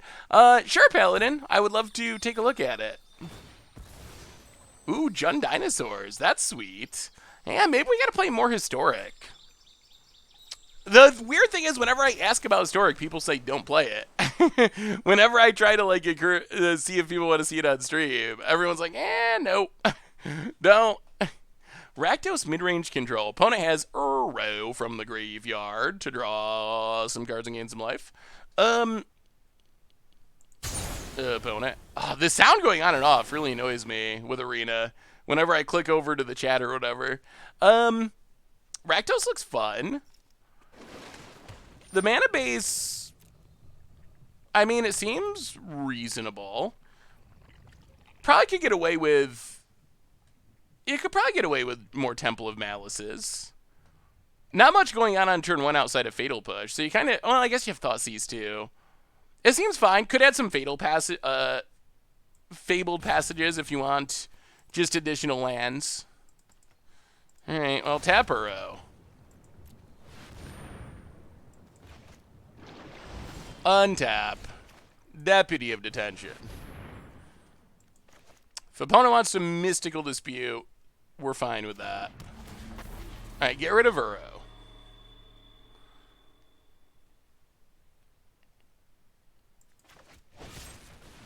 Tyrant Scorn.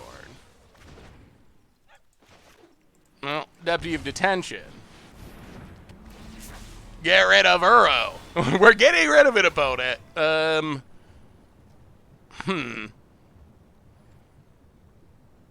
No.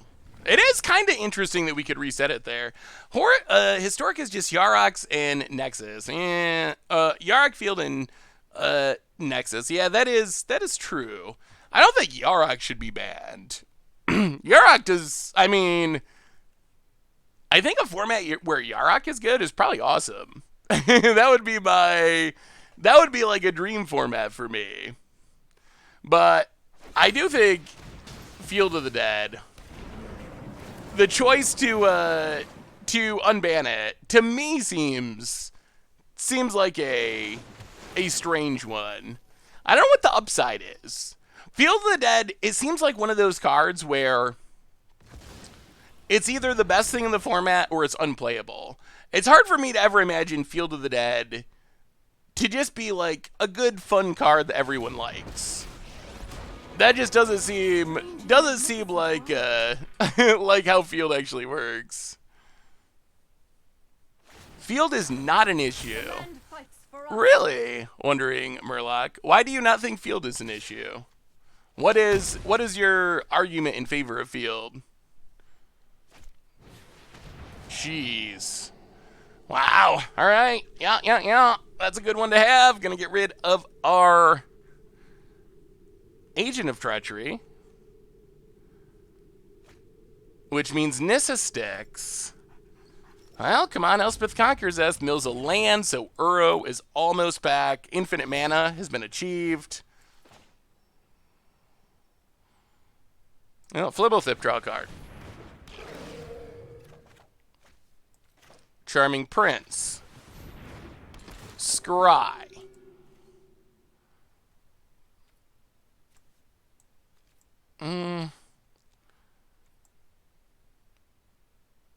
Okay, we'll keep those. Blank Flibblethip, draw a card. Well, we'll see what's on the top of the deck. If we can answer this Nissa without like a Crossus or something. This is a big turd. Uro can't come back yet. We can deal with just a couple of Nissa lands, and we can kill Nissa next turn. Whew. Field of Ruin, Ghost Quarter, Virulent Plague, Maelstrom Pulse.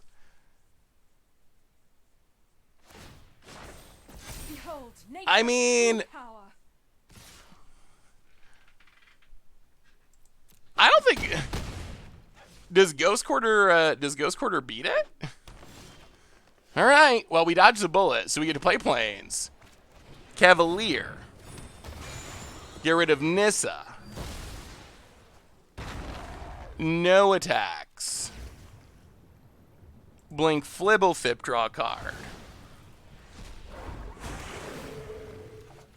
Oh, it's an agent. It's an agent. That's a draw. That's a draw. That's a draw. Have you played Thassa and Panharmonicon together in Pioneer yet? I don't think we have.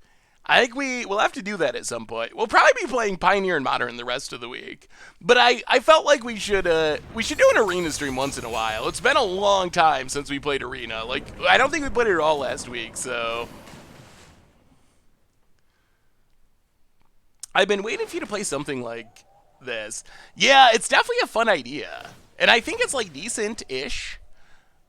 I think if I was gonna build a Thassa deck, I would maybe make... Oh, no! Well, actually, no, that's fine. Sure. Nissa away, friend. We would like a Nissa on our side of the battlefield. Yeah, untap that land. Elements. Does our opponent scoop to the agent? That is a question.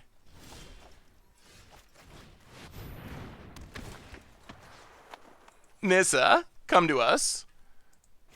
And opponent! Scoops it up! You should consider Cavalier target Thassa to blink it to get tempo. You really think I'm gonna make a 3/3 when I draw a card? Really? You must be new around these parts. And forever. Welcome to the Fishbowl. Thank you so much for your subscription. Big super cheer for you. A 3/3 over a card that's probably a land?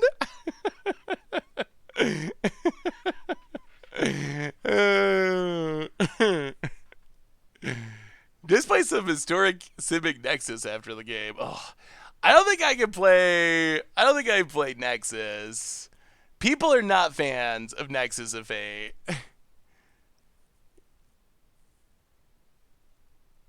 But Historic, I mean, do you want to play Historic after this round? Try something in Historic for the rest of the stream? I'm down if people want to see it.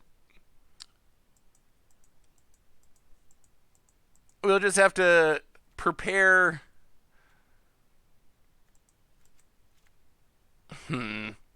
We will just have to prepare for Field of the Dead and such. No Historic. Play Treasure Hunt.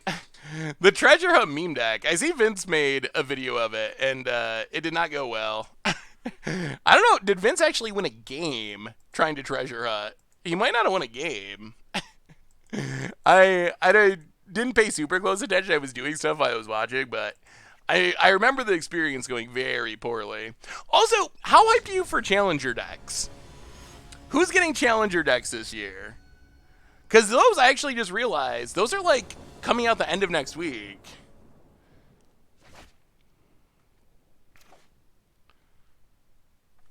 All right, we'll stick with the blink. I'm fine.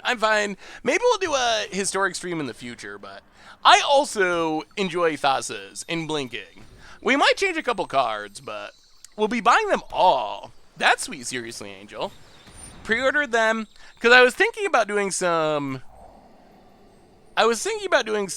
So, would you be interested in, sort of like a hybrid like gameplay / upgrade video? I was thinking something like start with the out of the box precon, play a couple games, do like a $20-ish upgrade where the idea is not to break the bank, but improve the deck, play some games, and then at the end of the video / article, have like, if you're gonna play this at a Magic Fest or a GP, like the full-on like ultimate version. Heligrove, welcome to the Fishbowl. Thank you so much for your subscription. Big soups here for you. We should probably crack our land here. Well, maybe I will try to do that for at least some of them, because since it's reprints, all the cards are technically out on Arena, so it wouldn't be hard to actually do. It would be, yeah, maybe I'll try. So second question, if I do that, do any of the specific decks stand out as being the one you want to see the most? I think the Fires one sucked. I don't think putting a bunch of War of the Spark Planeswalkers in Standard is a good idea. War of the Spark was definitely an interesting set. One of the most unique sets we've ever had. The Impact. I don't know the Impact to be long-term. Bought a mystery booster box from LGS yesterday. Played 2% sealed, won Triumph of the Horde X3 in a row. Triumph of the Horde is a good way to kill people, for sure. Flash is a sweet one. I'm trying to convince them to add them to Arena. I don't know if they actually will, but I tweeted about it. I've tried to talk them into it, especially since a lot of people can't go out to their LGS right now. So it seems like it would be awesome to. Oh well, if you get them for your non-Magic playing friends, seriously, Angel, you can point them. Assuming I do end up doing the videos, you can point them to that if they need some ideas about playing it or upgrading it. If you need help with teaching the non-Magic playing friends. Yeah, they announced them so long ago that I kind of forgot about them for a second, but then realized they're actually coming out very soon. Oh man, Pioneer on Arena would be so sweet. I don't think we'll ever have Legacy or Vintage. We probably will never even have Modern. But boy, even if we got all the way back to Pioneer, I'd be super happy. Ooh, webcam FNM. Yeah, I saw Wizards is trying to do this like FNM on Arena thing, which is kind of interesting. I guess it's like you can get the promos through your LGS, but then you play on Arena. If there's one interesting thing about all the craziness recently is it has kind of led to, I don't know how good it is, but some attempts at like innovation. Like they started the Magic Fest online, FNM online. There's a lot of new stuff that we haven't really seen before that is happening now, for better or worse. You can only play Challenger decks for Arena FNM. Ooh, that's sweet. Building a Beard EDH deck right now. What would you rather play? Powerful Beard cards or... Oh, you gotta...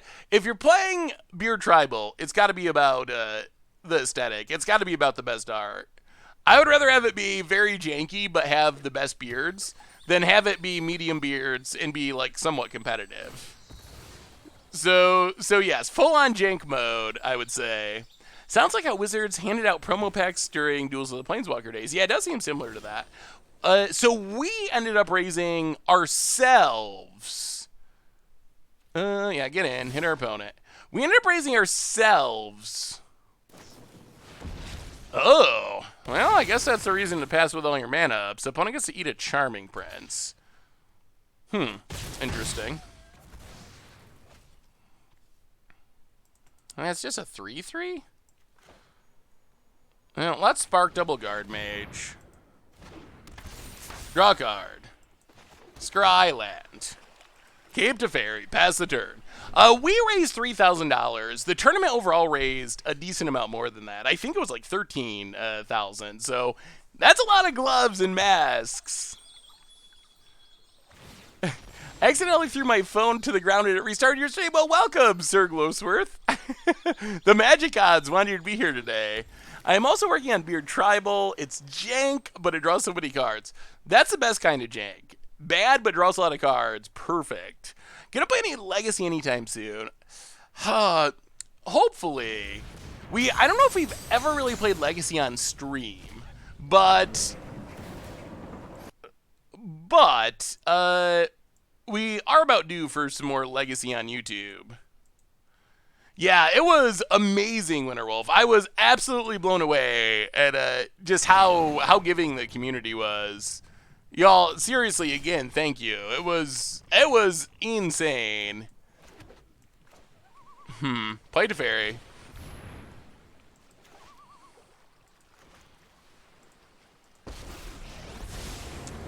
Bounce the zombie. won't. I'll protect you. Deputy of Detention. Get rid of Uro. See, this is going much better. This is another Sultai deck with Casualties of War. But not having to deal with Innkeeper and Lucky Clover makes it so much easier. More Vintage Cube streams could be fun. Who wants me to make a petition for Seth to make a Beard Tribal deck? I'll make Beard Tribal. I'm definitely down for that. Also, I believe, all right, Casualties, sure. I believe that Commander Clash Live should be happening a week from tomorrow during our stream time, so next Tuesday. I will confirm 100%, but I'm like 99% sure that's what's happening. Legacy Belcher, yeah, Legacy Belcher is fun. Ooh, Seb McKinnon Tribal. That's actually a good idea for... That's actually a good idea for a Commander Clash episode. We'll have to do an Artist Tribal week. And I, of course, call Seb McKinnon. Why don't I use sleeves? Mostly just when I import or build a deck, I forget to put them on. So it's not actually a very intentional choice. It just kind of happens. Well, Flibs. Draw a card. Play a land. Go to combat. Attack you. And Guard Mage Tron assembled. Unless our opponent counters it. Which they do. But our opponent's almost out of cards, and we have an answer in hand in this Elspeth Conqueror's Death for when they get back this Uro, and we're almost to Agent. What is my favorite sleeve? Ooh. We'll have to look at the sleeves between this game before we go into our next game. I'm trying to think of what is the best of the sleeves. The Cryptic Command Exquisite sleeve's pretty sweet. Favorite Seb artwork? Oh, God. You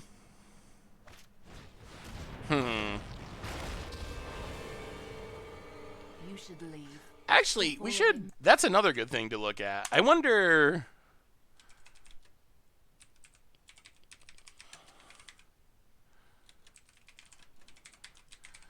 Scryfall lets you do artist search, right? That would actually be a fun thing to look through, too. I'm sure I'm forgetting some of them. 1, 2, 3, 4, 5, 6, 7. 2 cards in the graveyard. Well, Elspeth Conqueror's Death.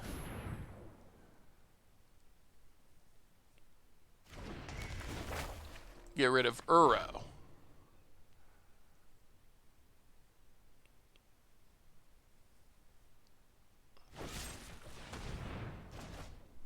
Okay, opponent bounces it. We play a land. Kill Vraska. Pass the turn. We'll look at it. Yeah, we'll look at it after this round. Uro, Titan of Nature Wrath, triggers, draws. I think we're going to get this one. Boy, this deck does not play quick games. This deck, it's taking us so long to play a match with this deck. We're going on 2 hours already, and we've played 3 matches. 32 days until Ikoria releases. Yeah, I mean, pre-release is supposed to be the 17th, like 3 weeks away, but obviously, I don't think there's actually pre-release this go around. Opponent, Rose again. Sure. Draws guard. Well, I mean... See what our opponent's last card is. If it's not a counter or a discard spell, this agent seals the deal. Yoink! The Uro come to us, play the land, go to combat, swing with the crew, hit ya, down to 16, pass the turn, and I think that deck's actually pretty good. I played against someone in my FNM who played this exact deck with Aethergust in the main board. The games took a while. Yeah, they pwned it, duresses, and scoops it up, and... That's the Thassa plan, grinding out the value. All right, let's look at Seb McKinnon art. Up to 2-1, I think the deck is actually fairly competitive-ish. All right, what is the best Seb McKinnon art? Oh my goodness, there are 128 cards by Seb McKinnon. I didn't actually realize there were that many. All right, best Seb McKinnon art. Allure of the Unknown is really good. I think that's a really sweet one. I'm going to use Augury. Kind of reminds me of like like a Banksy, a Banksy piece, I think. Aminatou is creepy. Arc Lightning. I mean, I guess I didn't even consider ever really look at this Arc Lightning, but it is pretty... Oh, Seb's done 2 Arc Lightnings? Why are there 2 Arc Lightnings for KDK with different art?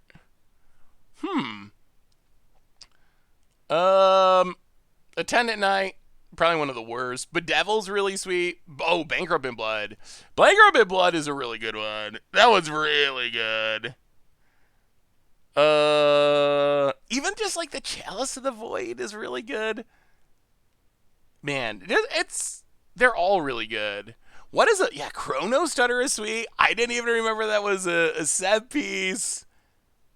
The Moto promo of Kumbaj Witches. There's very few that I don't like. Daring Sleuth, that one's kind of boring. Deliver Unto Evil is cool. Oh. Can you buy Seb Prince? That's something I'm like slowly starting to work on, but being disrupted a little bit by everything shutting down. But I want to be able to have a natural background instead of the green screen. And I kind of want to get some prints.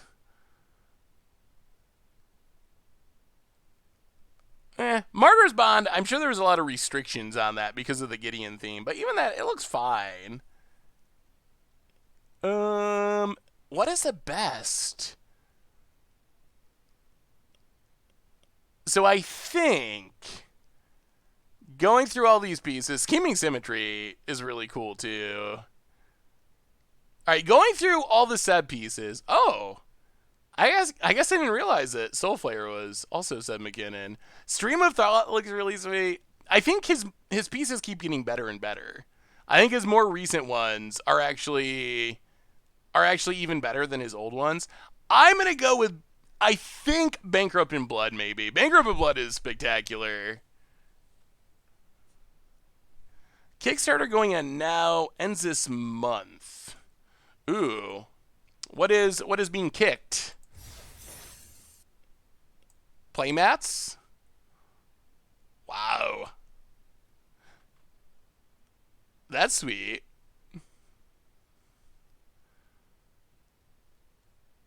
It's cool that Sam's pieces get linked at all these kind of things. I would rather have prints than playmats. Okay, so there are some prints. You can add prints to any reward tier. Well, that's worth checking out if you're interested. But let's get back to Blinken.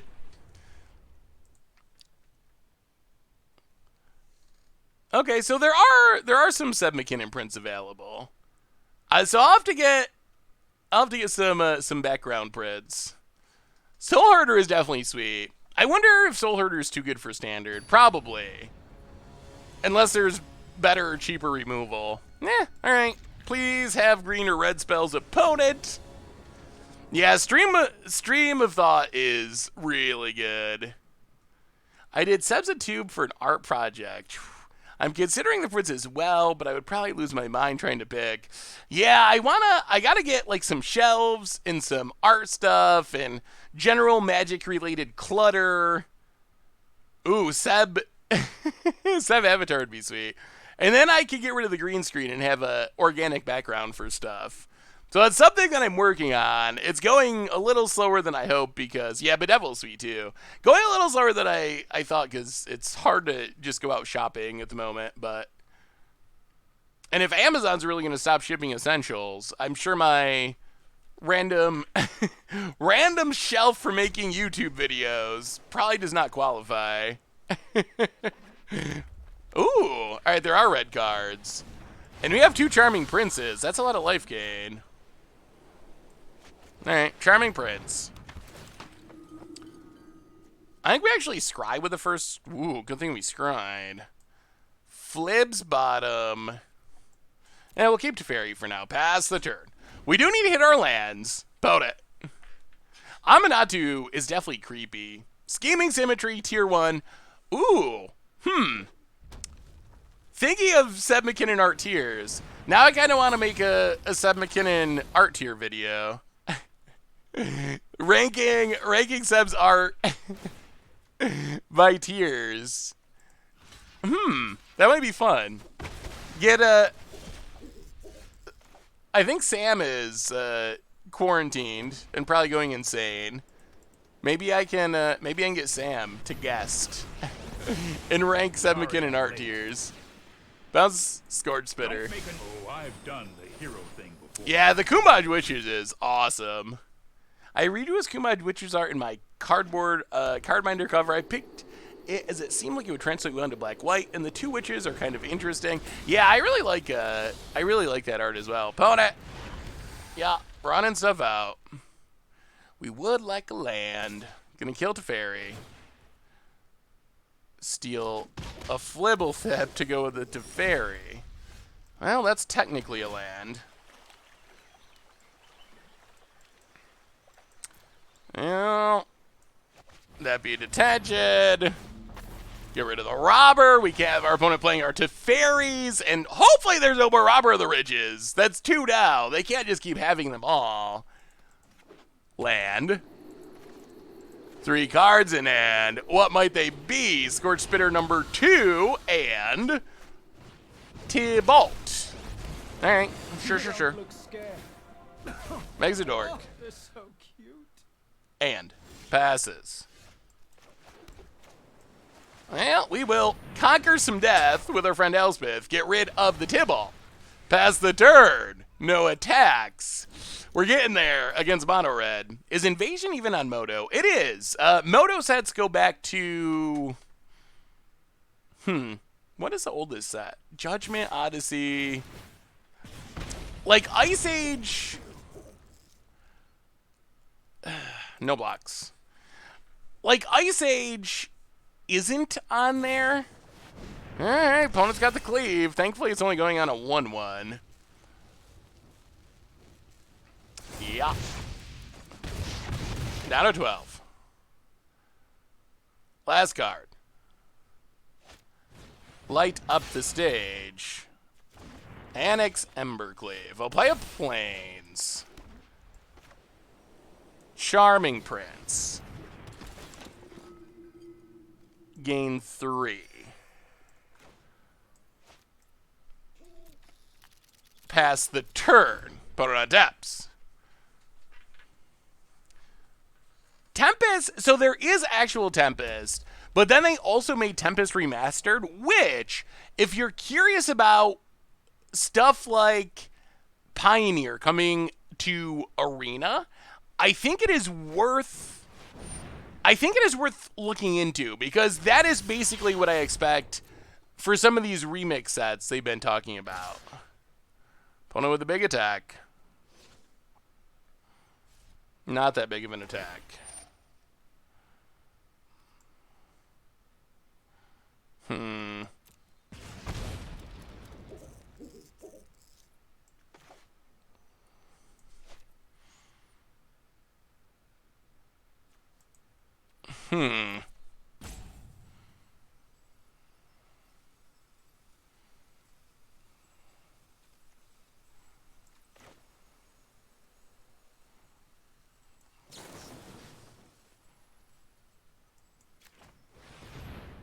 Garrett Ambercleave.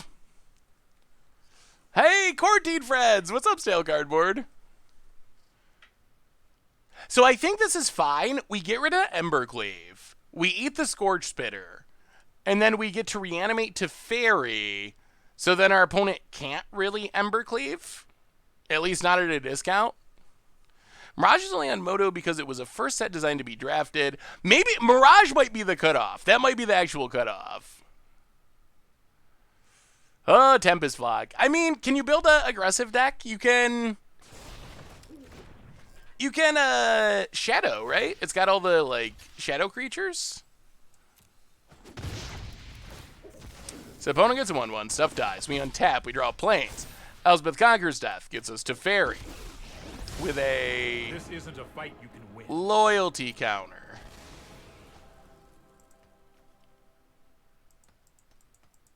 Whoa! Opponent scoops it up! Locked him out, scoops him up. No fun for our opponent. And that's without our sideboard cards. We have 1,000,000 sideboard cards for this matchup. Winning game one, really big for our hopes for winning this match. When is Cube coming to Arena? So I believe that Cube Sealed is supposed to come to Arena next month. But that's a little different than Cube. It is kind of its own unique thing. But Real Cube is supposed to be, I believe, by the end of the year. So it is still coming. It's just going to take a little bit longer. So bring in all of our red hate. Go down the Agent of Treacheries. I guess we bring in another Time Wipe. Play an efficient version of the deck. Do you think that Commander will come to Arena? No. I would be surprised. Everything they have said makes it sound like multiplayer is not in Arena's future. So that's one big reason I think it's unlikely. Also, to have something that actually looks like Commander, you need a lot of cards. You got to be getting pretty close to Magic's full card pool. So it's also a ton of cards that they would have to add. Some sort of 1v1 Commander, maybe, but then you still have the card problem.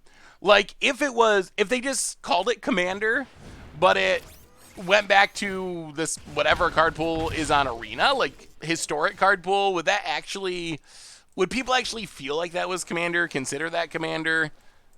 I don't know. I don't know if that would count in people's mind or not. But there could be something like that, where they just like Commander and it's whatever cards are on Arena.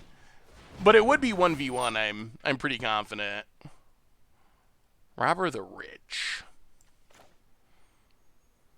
Yeah, none of that.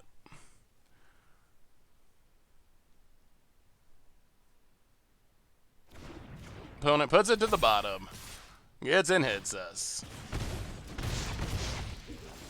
Well, Devout Decree. Keep a Guard Mage. This feels like it's probably a good matchup. Play the lad, pass the dirt. Yeah, Historic Brawl sounds interesting. I mean, the only real difference would be maybe ban list and definitely at least at this point, the ability to use Planeswalkers as your commander. Although I still think that's going to happen in Commander at some point. I know the rules committee is anti, but I really do think that will happen sooner or later.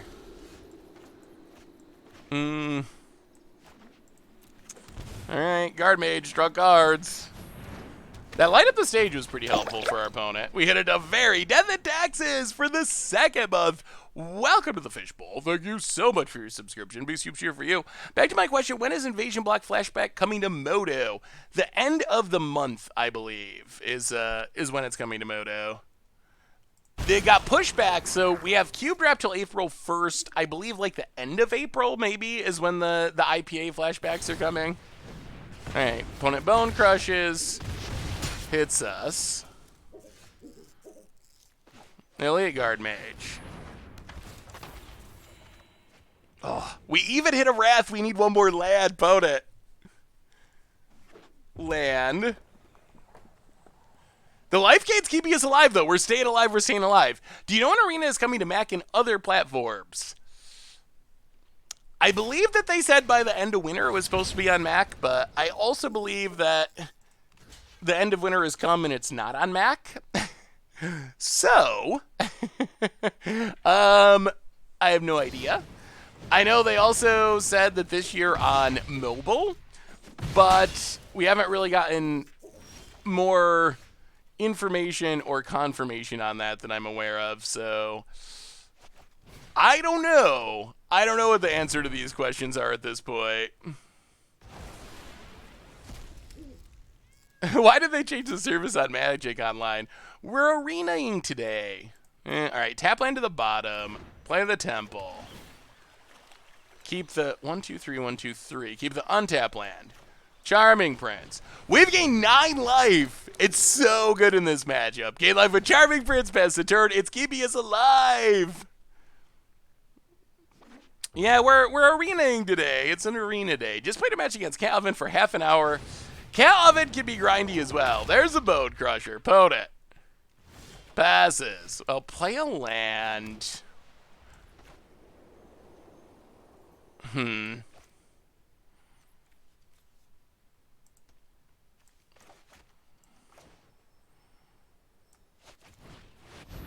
Time wipe. Pick up the Charming Prince. Clear the board. Pass the turn.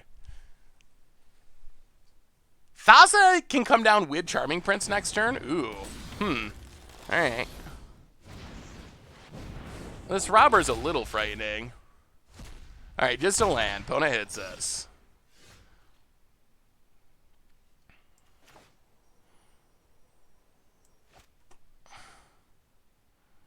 One card in hand.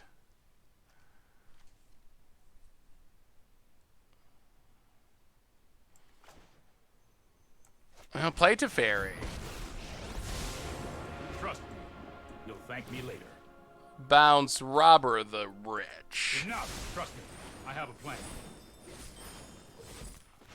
Deputy of Detention. Get rid of Bone Crusher. Pass the turn. Yeah, maybe it would have been worth saving the board wipe. Our opponent, they were down to 1 card in hand, right? Robber of the Rich. And Annex. Sure. Opponent passes. Well, take up to Ferry. Play a land. Might be a bad idea. Charming Prince. Gain some life.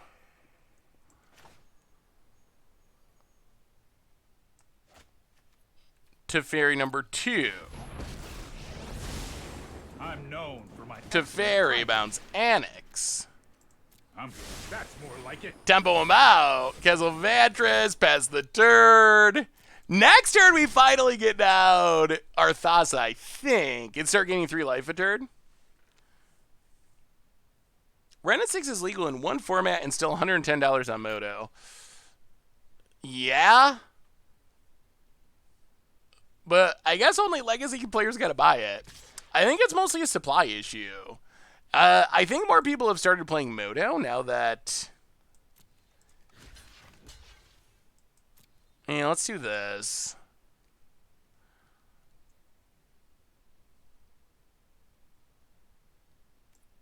Okay. An opponent scoops it up. I think it's I think it is mostly that there's just not a ton of supply. They will put it back in treasure chests, I'm sure. And then, ooh. Oh, I really hate this owl. I really do.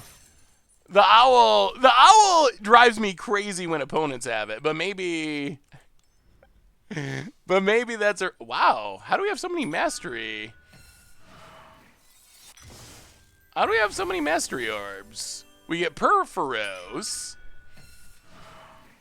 Yeah, I guess it's played, I mean, Legacy, a little bit in Vintage and Commander. Wow, we almost have this filled already.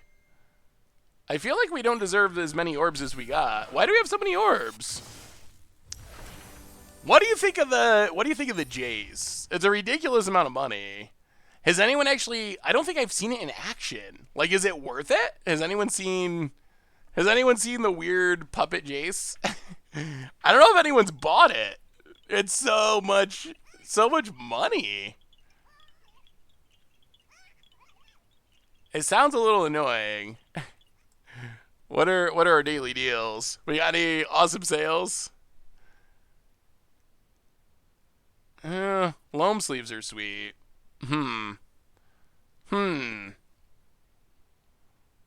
Maybe I should buy loam sleeves. That's a pretty good sleeve. It is a little weird that you can buy them for 200 gold. Mega Man puppet? It does kind of look like Mega Man puppet. All right. You suckered me into it, Wizards. And now I will actually put sleeves on the deck. Someone asked, and we'll put them on. And then we'll try to win one more. I'm going to remember to use them right now once Arena loads, which it might. It's ugliness in its purest form. All right. Blue-White Blake. Sleeve them up. Get the sleeve. As Nummy would say. Ooh, they improved the sleeves. What is the best sleeve that I have? I like the Serum Vision ones as well. Serum Vision is sweet. Locked? Does it mean I can buy them? Why is it locked? Oh, are these... Oh, you gotta go to the store. I see. I don't think the Ashiok sleeve is that cool. The fairy one is kind of sweet. Flibbleflips is a classic. Throne of Eldraine I like more before it ruined every format. Now the whole set just kind of leaves a bad taste in my mouth. All right, we'll play the Dredge sleeves. Do you have the pony sleeves? I don't have the pony sleeves. Maybe you should change the deck picture to something other than Teferi. I probably should, because that's probably making people run away. It's going well, Dragon. How are you? Hopefully everyone's holding up all right. Putting sleeves on, but they look cool, Glass Chamber. No MPL sleeves. Seth hates Sig Children confirmed. Oh! Wait. I had Nassif, and Nassif made the top 4. Why do I not have sleeves? Did you have to do something to get them?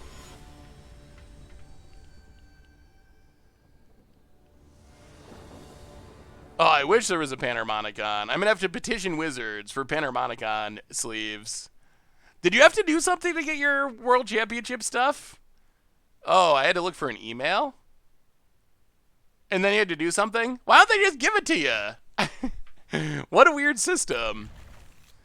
A code? Just have it appear in my account.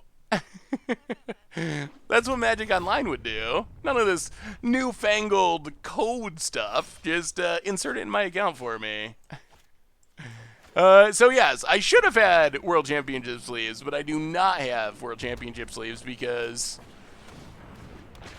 I didn't realize I had to do something to get them. Land and Flibbleflip.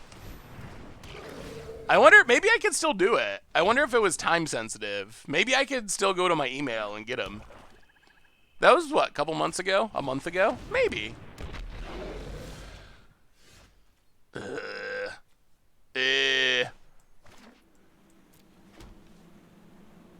Well, I guess we're doing nothing and then trying to Wrath.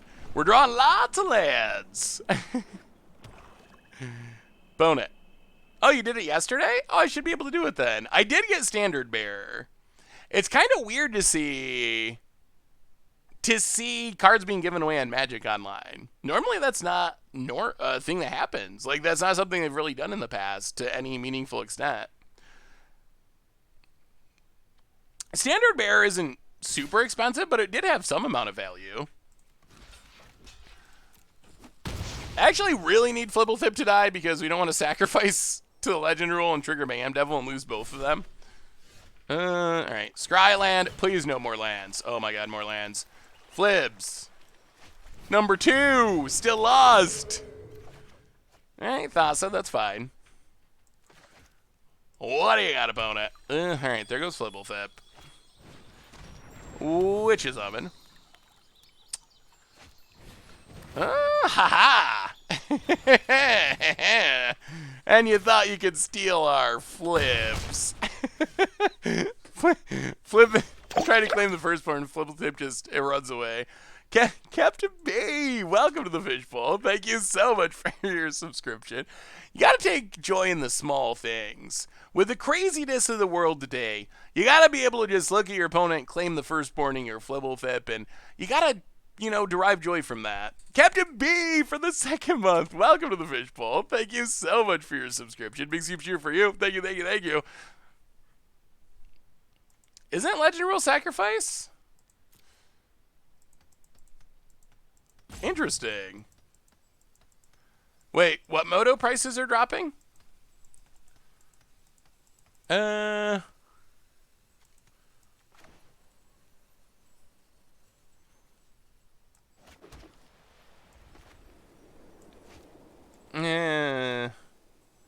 1, 2, 3, 4. Yeah, I guess we do this. I'm trying to think, like, Croxa's obviously in the deck. Elspeth Conqueror's Wrath can't hit Croxa. The Wrath can. So maybe we just get rid of the Mayhem Devil. Take 2 for a minute. Hopefully stop drawing lands. And then we have a Wrath if our opponent finds Croxa. Why is Jeskai Fire so unenjoyable to play against? I feel like it's just that it's been around for a while. Like, I feel like Jeskai Fires was cool when it first came out, or at least somewhat cool. But I feel like it's just been around for a long time. People are sick of it. Technically, Legend Rule says creature is put into the graveyard as a state bank's action. Ooh. Well, I was playing around it for no reason. Temret calls the dead. I sent you an email about a Pioneer combo list revolving around Metalworks and Aetherflux. Did you happen to take a look at it? I haven't. I saw it was there and in forever. I got a bunch of deck list emails. I was planning on going through them tomorrow morning. So be expecting a response tomorrow. For you and anyone who sent an email over the weekend. Mondays. So this morning I was working on editing a Budget Magic, and then we had podcast and then stream. So Mondays is a busy day, but then Tuesday is my normal catch up on emails for the weekend day for deck list type stuff. Plus I gotta find my championship code. Tamrat calls to dead. No Croxas. 1, 2, 3, 4. Alright, play Thassa.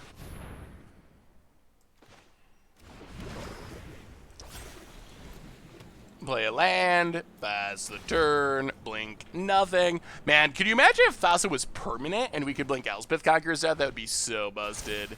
Curious about your thoughts on deck matchmaking in Arena. Every time I build Neck, I get paired against different part of the meta, making best of one extremely frustrating to build around. Huh. Interesting. So I have not played hardly any best of one. That's just not a format that really interests me. So I don't have a lot of first-hand takes on best of one in specific. Yeah, I guess this is as good a time as any to Wrath. Wrath away the board. Pick up Flibs. So it is Katana. How good is Diggs? Is that someone I should be excited for? Is he good enough to make up for having the most inaccurate quarterback in the NFL? Can he catch balls 10 feet over his head on a regular basis?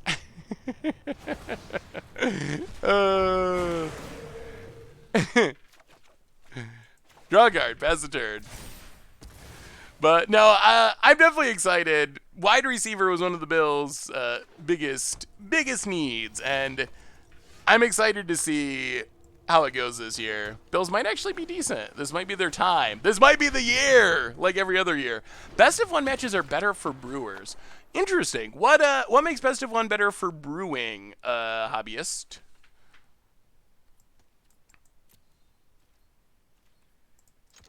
I think I could definitely see how maybe best of one. I guess I could see an argument for how best of one could be better for kind of janking people out. Kind of like the Smothering Tide deck we played, or the Obnixilis deck, the Emergency Powers deck. If your deck's built around something like that, then you don't have to worry about opponent bringing in a bunch of sideboard hate cards. I do like that. I also play a lot of best of one Vermit on Arena, because you don't have to go through 5 matches before making changes. That is a big upside. Yeah. Agent Treachery's got the oven.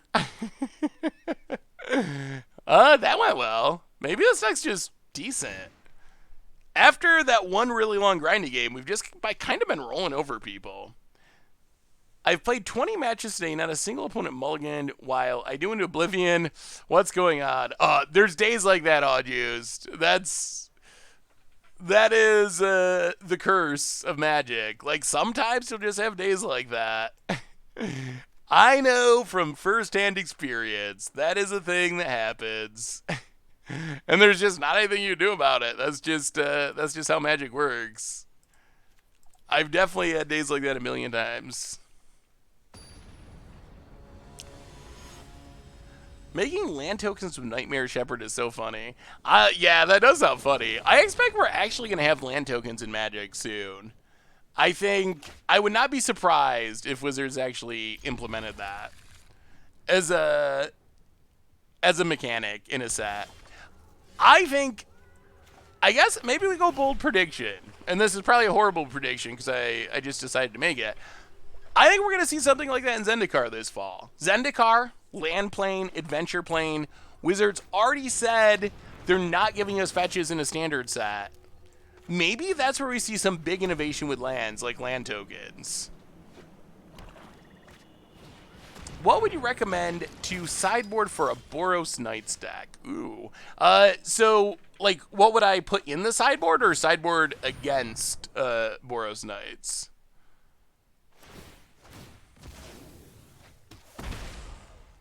They're going to reprint Shocklands. I'd be surprised if it was Shocklands. We just had Shocklands. That'll be for Ravnica 4 in another year or two. Yeah, Teferi-Tron. Probably better known as the Crim Hand.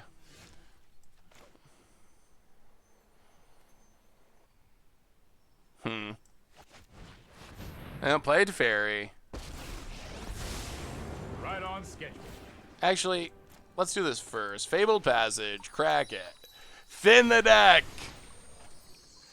Yeah, I think Scars of Mirrodin, we need those. We need those for Pioneer. So I think we'll see the Pain Lands, the other half of them reprinted. My guess would be in the core set this year.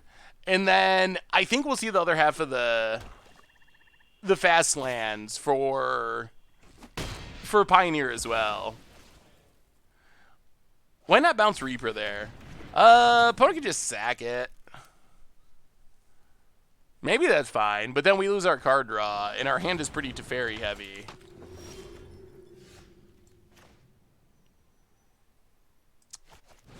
That beauty.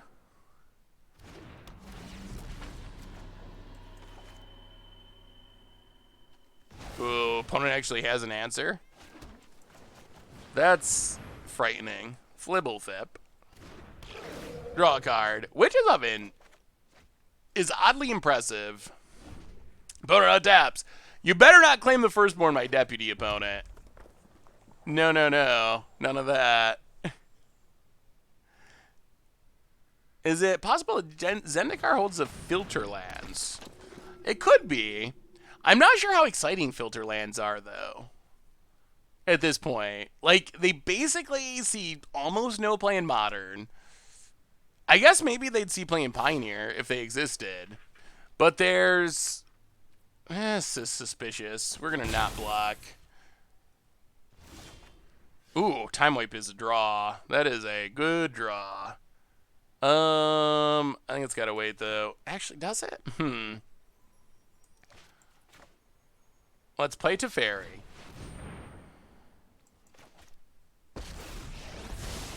I am not going to sit. Bounce a priest. No more games. Land. I've got it. Well, we have every Teferi in the world. Go attacking. Yeah, go attacking. That is Evatine. All the Teferis, none of the lands. We have almost drawn more Teferis than lands this game. About it. It's us. Ooh, we have a new donation from Alright, Mayhem Devil. Wait. What's going on, Streamlabs? Where's our donation? Yeah, Mayhem Devil is frightening. Whoa, $25 from Sharif3287. Really appreciate all the content. It helps even more these times. Well, Sharif, thank you so much for the donation. Thank you, thank you, thank you. Yeah, I mean, it's helping me in these times too, honestly. Being able to hang out with all of you, have fun, play some Magic, forget about things for a few hours. So the feeling is definitely mutual. It is something I very much look forward to. Well, the time has come.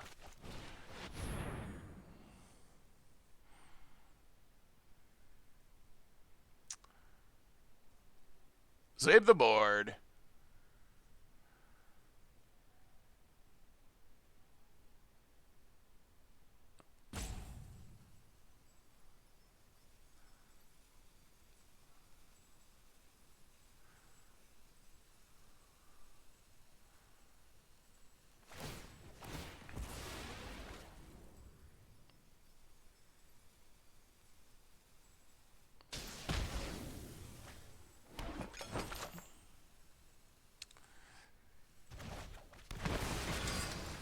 Alright. Opponent gets to draw some cards, but the board is officially clear for the moment. 1, 2, 3, 4, 5, 6, 7 in hand. Go ahead, opponent. Go ahead. Oh, thank you. Wish I didn't care. Love you as well. Thank you, thank you, thank you. What beer products do you use? I currently use Honest Amish, but I'm thinking to switch since it's going to be getting very long in quarantine. Honestly, I don't really use beer products. I know I probably should, but I really don't. You said you came from a religious family. Are you yourself religious? No. I wouldn't consider myself religious. Spiritual?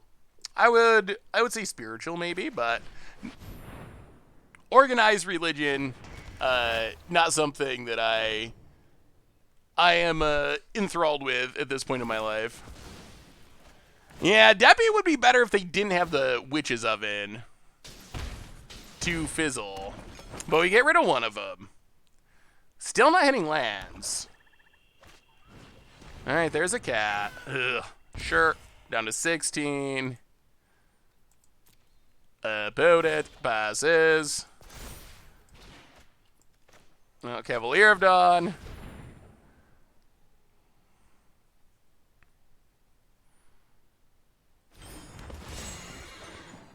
Mayhem Devil.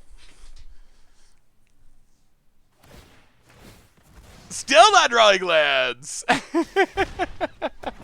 Oh, so many purple messages. This message is white up purple. This message was great favored. The old stocks, I'm looking into it. It's like the ultimate trading, right? I do not own stocks, although it is something that I also have been researching. I'm definitely not a stock expert, so don't take anything that I would say to be worth anything. But if there's anything I know from Magic cards, if something is really expensive, then it gets really cheap. That could represent a opportunity to purchase that something. So that's kind of. I'm also kind of thinking the same thing. That like, maybe this huge downturn eventually will be a time where it would be worth trying to look into that. Hey, dude, because of COVID-19, I want to shift for a while to MTGO. Any advice for a new player there? Modern, stay safe. Sombra, so look on the YouTube channel. There's a video called Getting Started on Magic Online. It's 2018 edition. That is one that I'm going to be updating, but that should cover the basics. Oh, no. Wow, I think we're going to lose this. Well, Deputy down. Oh. Huh. Yeah, we've had so many cards in hand, but we haven't been able to deploy them because we haven't hit mana. And we're down to 8, and we're still at the play 1 card a turn stage.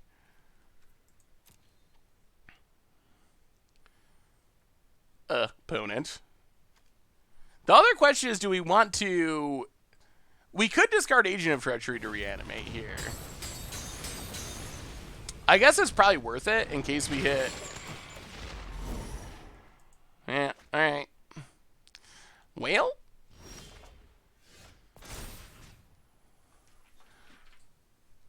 The problem is our opponent, we finally drew a land.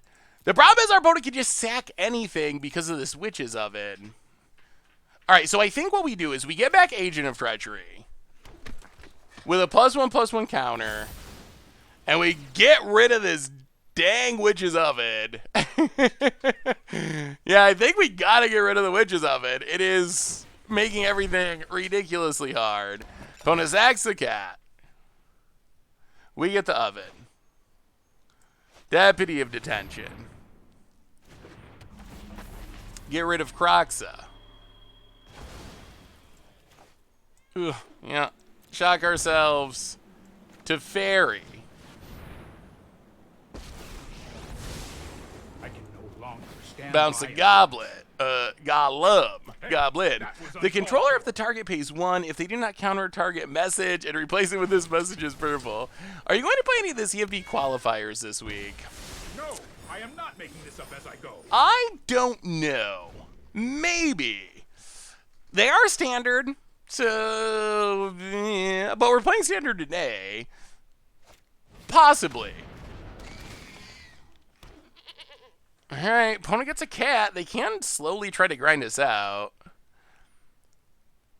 But they don't quite have lethal. And this Elite Guard Mage in Witch's Oven could help. Opponent attacks to Fairy.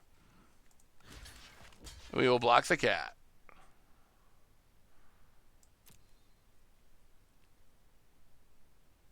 Oh, we're like at 2. We're so close. The problem is the foods can just get sacked in response, so it's not actually possible unless our opponent has no cat and is tapped out to get rid of the foods. Is anyone going to play the CFB Magic Fest qualifiers? Ooh, Thassa. All right. Well, take up to Fairy. Don't worry, I got this. Elite Guard Mage, gain some life.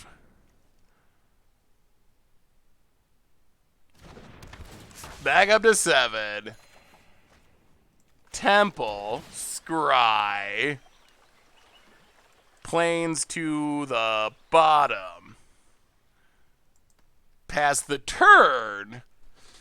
Next turn we can Thassa and Deputy, and then hopefully we're good. Playing in the qualifier tomorrow, what are you playing in the qualifier? Do you think they'll bring back creature man lands in Ikoria and in the new Zendikar? I think creature lands are likely at some point, yeah. Zendikar seems very likely.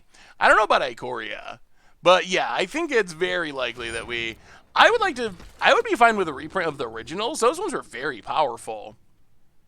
Maybe it's time for those to come back to standard. It's been a while since original Zendikar. Destroy all purple messages, they cannot be regenerated. I'm glad people are having fun with the messages. Opponent. Combat. Attacking. $25 is kind of a lot. That's only downside is the price does feel kind of high. At least, I don't think it's like ridiculously high if you think there's a reasonable shot you're going to win or like qualify.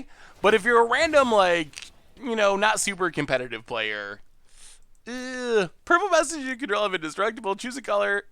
If the color is not purple, you lose the game. Do you think we'll ever get purple in Magic? Have you ever read about the idea of another color, purple, being a color in Magic?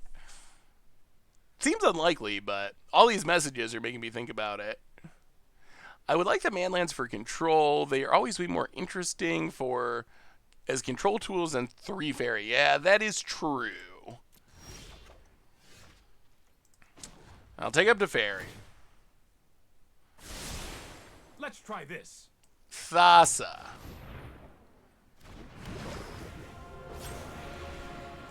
Go to combat. Attack. Opponent blocks. Interesting. Temple. Scry. Island bottom. End of turn. I guess we just blink the guard mage and gain life. Not really anything great to steal, just a land. 3 life seems more important. All right, we're hitting our leads past the turn. How about snow-covered duels? I would like snow-covered duels. I feel like Wizards thinks they're too close to the reserve list, though, that it violates the spirit of the reserve list. So I don't know if we'll actually see them, but it would be sweet. Add X purple mana to your mana pool, where X is the number of purple messages in your chat. Infinite mana achieved in the jankiest way possible. About it. Yeah, we can start stealing other stuff this turn probably, but just making sure our life total's high. Ooh, the oven's back. Well, I'm glad our life total's high. About it. Passing. Well, untap. Temple. Play the temple. Land to the bottom. To fairy. Bounce Bowstrider. No purple in MTG. Mero said that colorless was the closest they'd probably get to the 6 color. Who knows? Yeah, I mean, I think it's unlikely that purple ever makes in Magic, but it's also true that there's been a lot of things in Magic where they think that they're not going to do something and then they end up doing it. So I don't think it's impossible. I think at the time that Mero said that was true, and that's what he honestly thought. I don't think he was, like, lying about it or anything, but you never know. You never know in Magic. There aren't enough bearded mana dorks. Are there any? I can't think of any bearded mana dorks off the top of my head.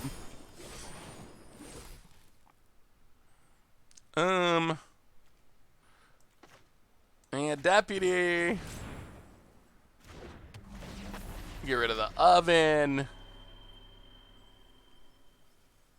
And opponent scoops it up, and we ended up going 5-1 with this deck, which is actually, I did a bad job of updating the record, but the deck actually functioned pretty well. I think as far as decks that are in standard and also at least reasonably competitive, I feel, does Findorn have a beard? No, does it really? I'm gonna have to look it up now. I don't remember it being bearded. Findorn Elves. Is it actually, oh, it does, kind of. Not a good beard. A little, what is that, a Fu Manchu? What's a goatee with no mustache? Fu Manchu? Okay, so not an impressive beard, but technically, okay. Technically, it is a bearded mana dork. Sorta bearded mana dork. It's a Van Dyke. Soul Patch. What were all the matchups for this deck? So we went 4-1. What were our matchups? We played Rakdos twice, beat them both. We lost to Saltai Adventures. They just went over the top of us. We beat 1, 2, 3. What were the other decks that we played? Saltai Casualties without Adventures. Just like Saltai Ramp, Saltai Midrange. Oh, Mono Red! Yeah, we beat Mono Red. Mono Red is kind of like laughably easy when all of your cards gain life and you can repeatedly Panharmonicon them with Thassa. So I think, honestly, out of, would you count it for beard tribal? Yes, Paps. That would count. It's not an impressive beard, but it is a beard. So, you know, like Vince, for example. Vince is a perfect example. Does Vince have an impressive beard? No, No, but is it a beard? Yeah, it's a beard. I can't say it's not a beard. So Findorn and elves kind of the same. The Vince beard of Manadorks, I would say. So yeah, this deck, I feel like I'm really excited for Ikoria. I'm really waiting for new cards to come out and be able to yeah, clip it and send it to Vince. I think he's live. So I'm really waiting for Ikoria to come out to do standard stuff. But I think as far as decks that are actually kind of competitive in standard right now, I feel like this is my favorite. I am a little sad it has Teferi. I think my theory of standard right now, and I don't think I've talked about this before. Well, maybe I have a little bit, but I don't think we've really talked about this. Here's how I picture standard, and you can tell me if I'm wrong. My picture of standard right now is you have a short list of cards that you need to play for your deck to be competitive. Fires of Invention, Wilderness Reclamation, or at least these cards greatly help. Embercleave is on the list. Teferi is on the list. Witch's Oven, along with Cauldron Familiar, like the Sacrifice combo. Witch's Oven, Cauldron Familiar, and then Edgewall and Keeper. I might be missing something. Oh, Nissa. Nissa is another good one, yeah. Nissa would also... You could also maybe argue Uro would be in the Nissa category, but I guess they kind of go together. So I kind of feel like this is standard. If you're building a standard deck...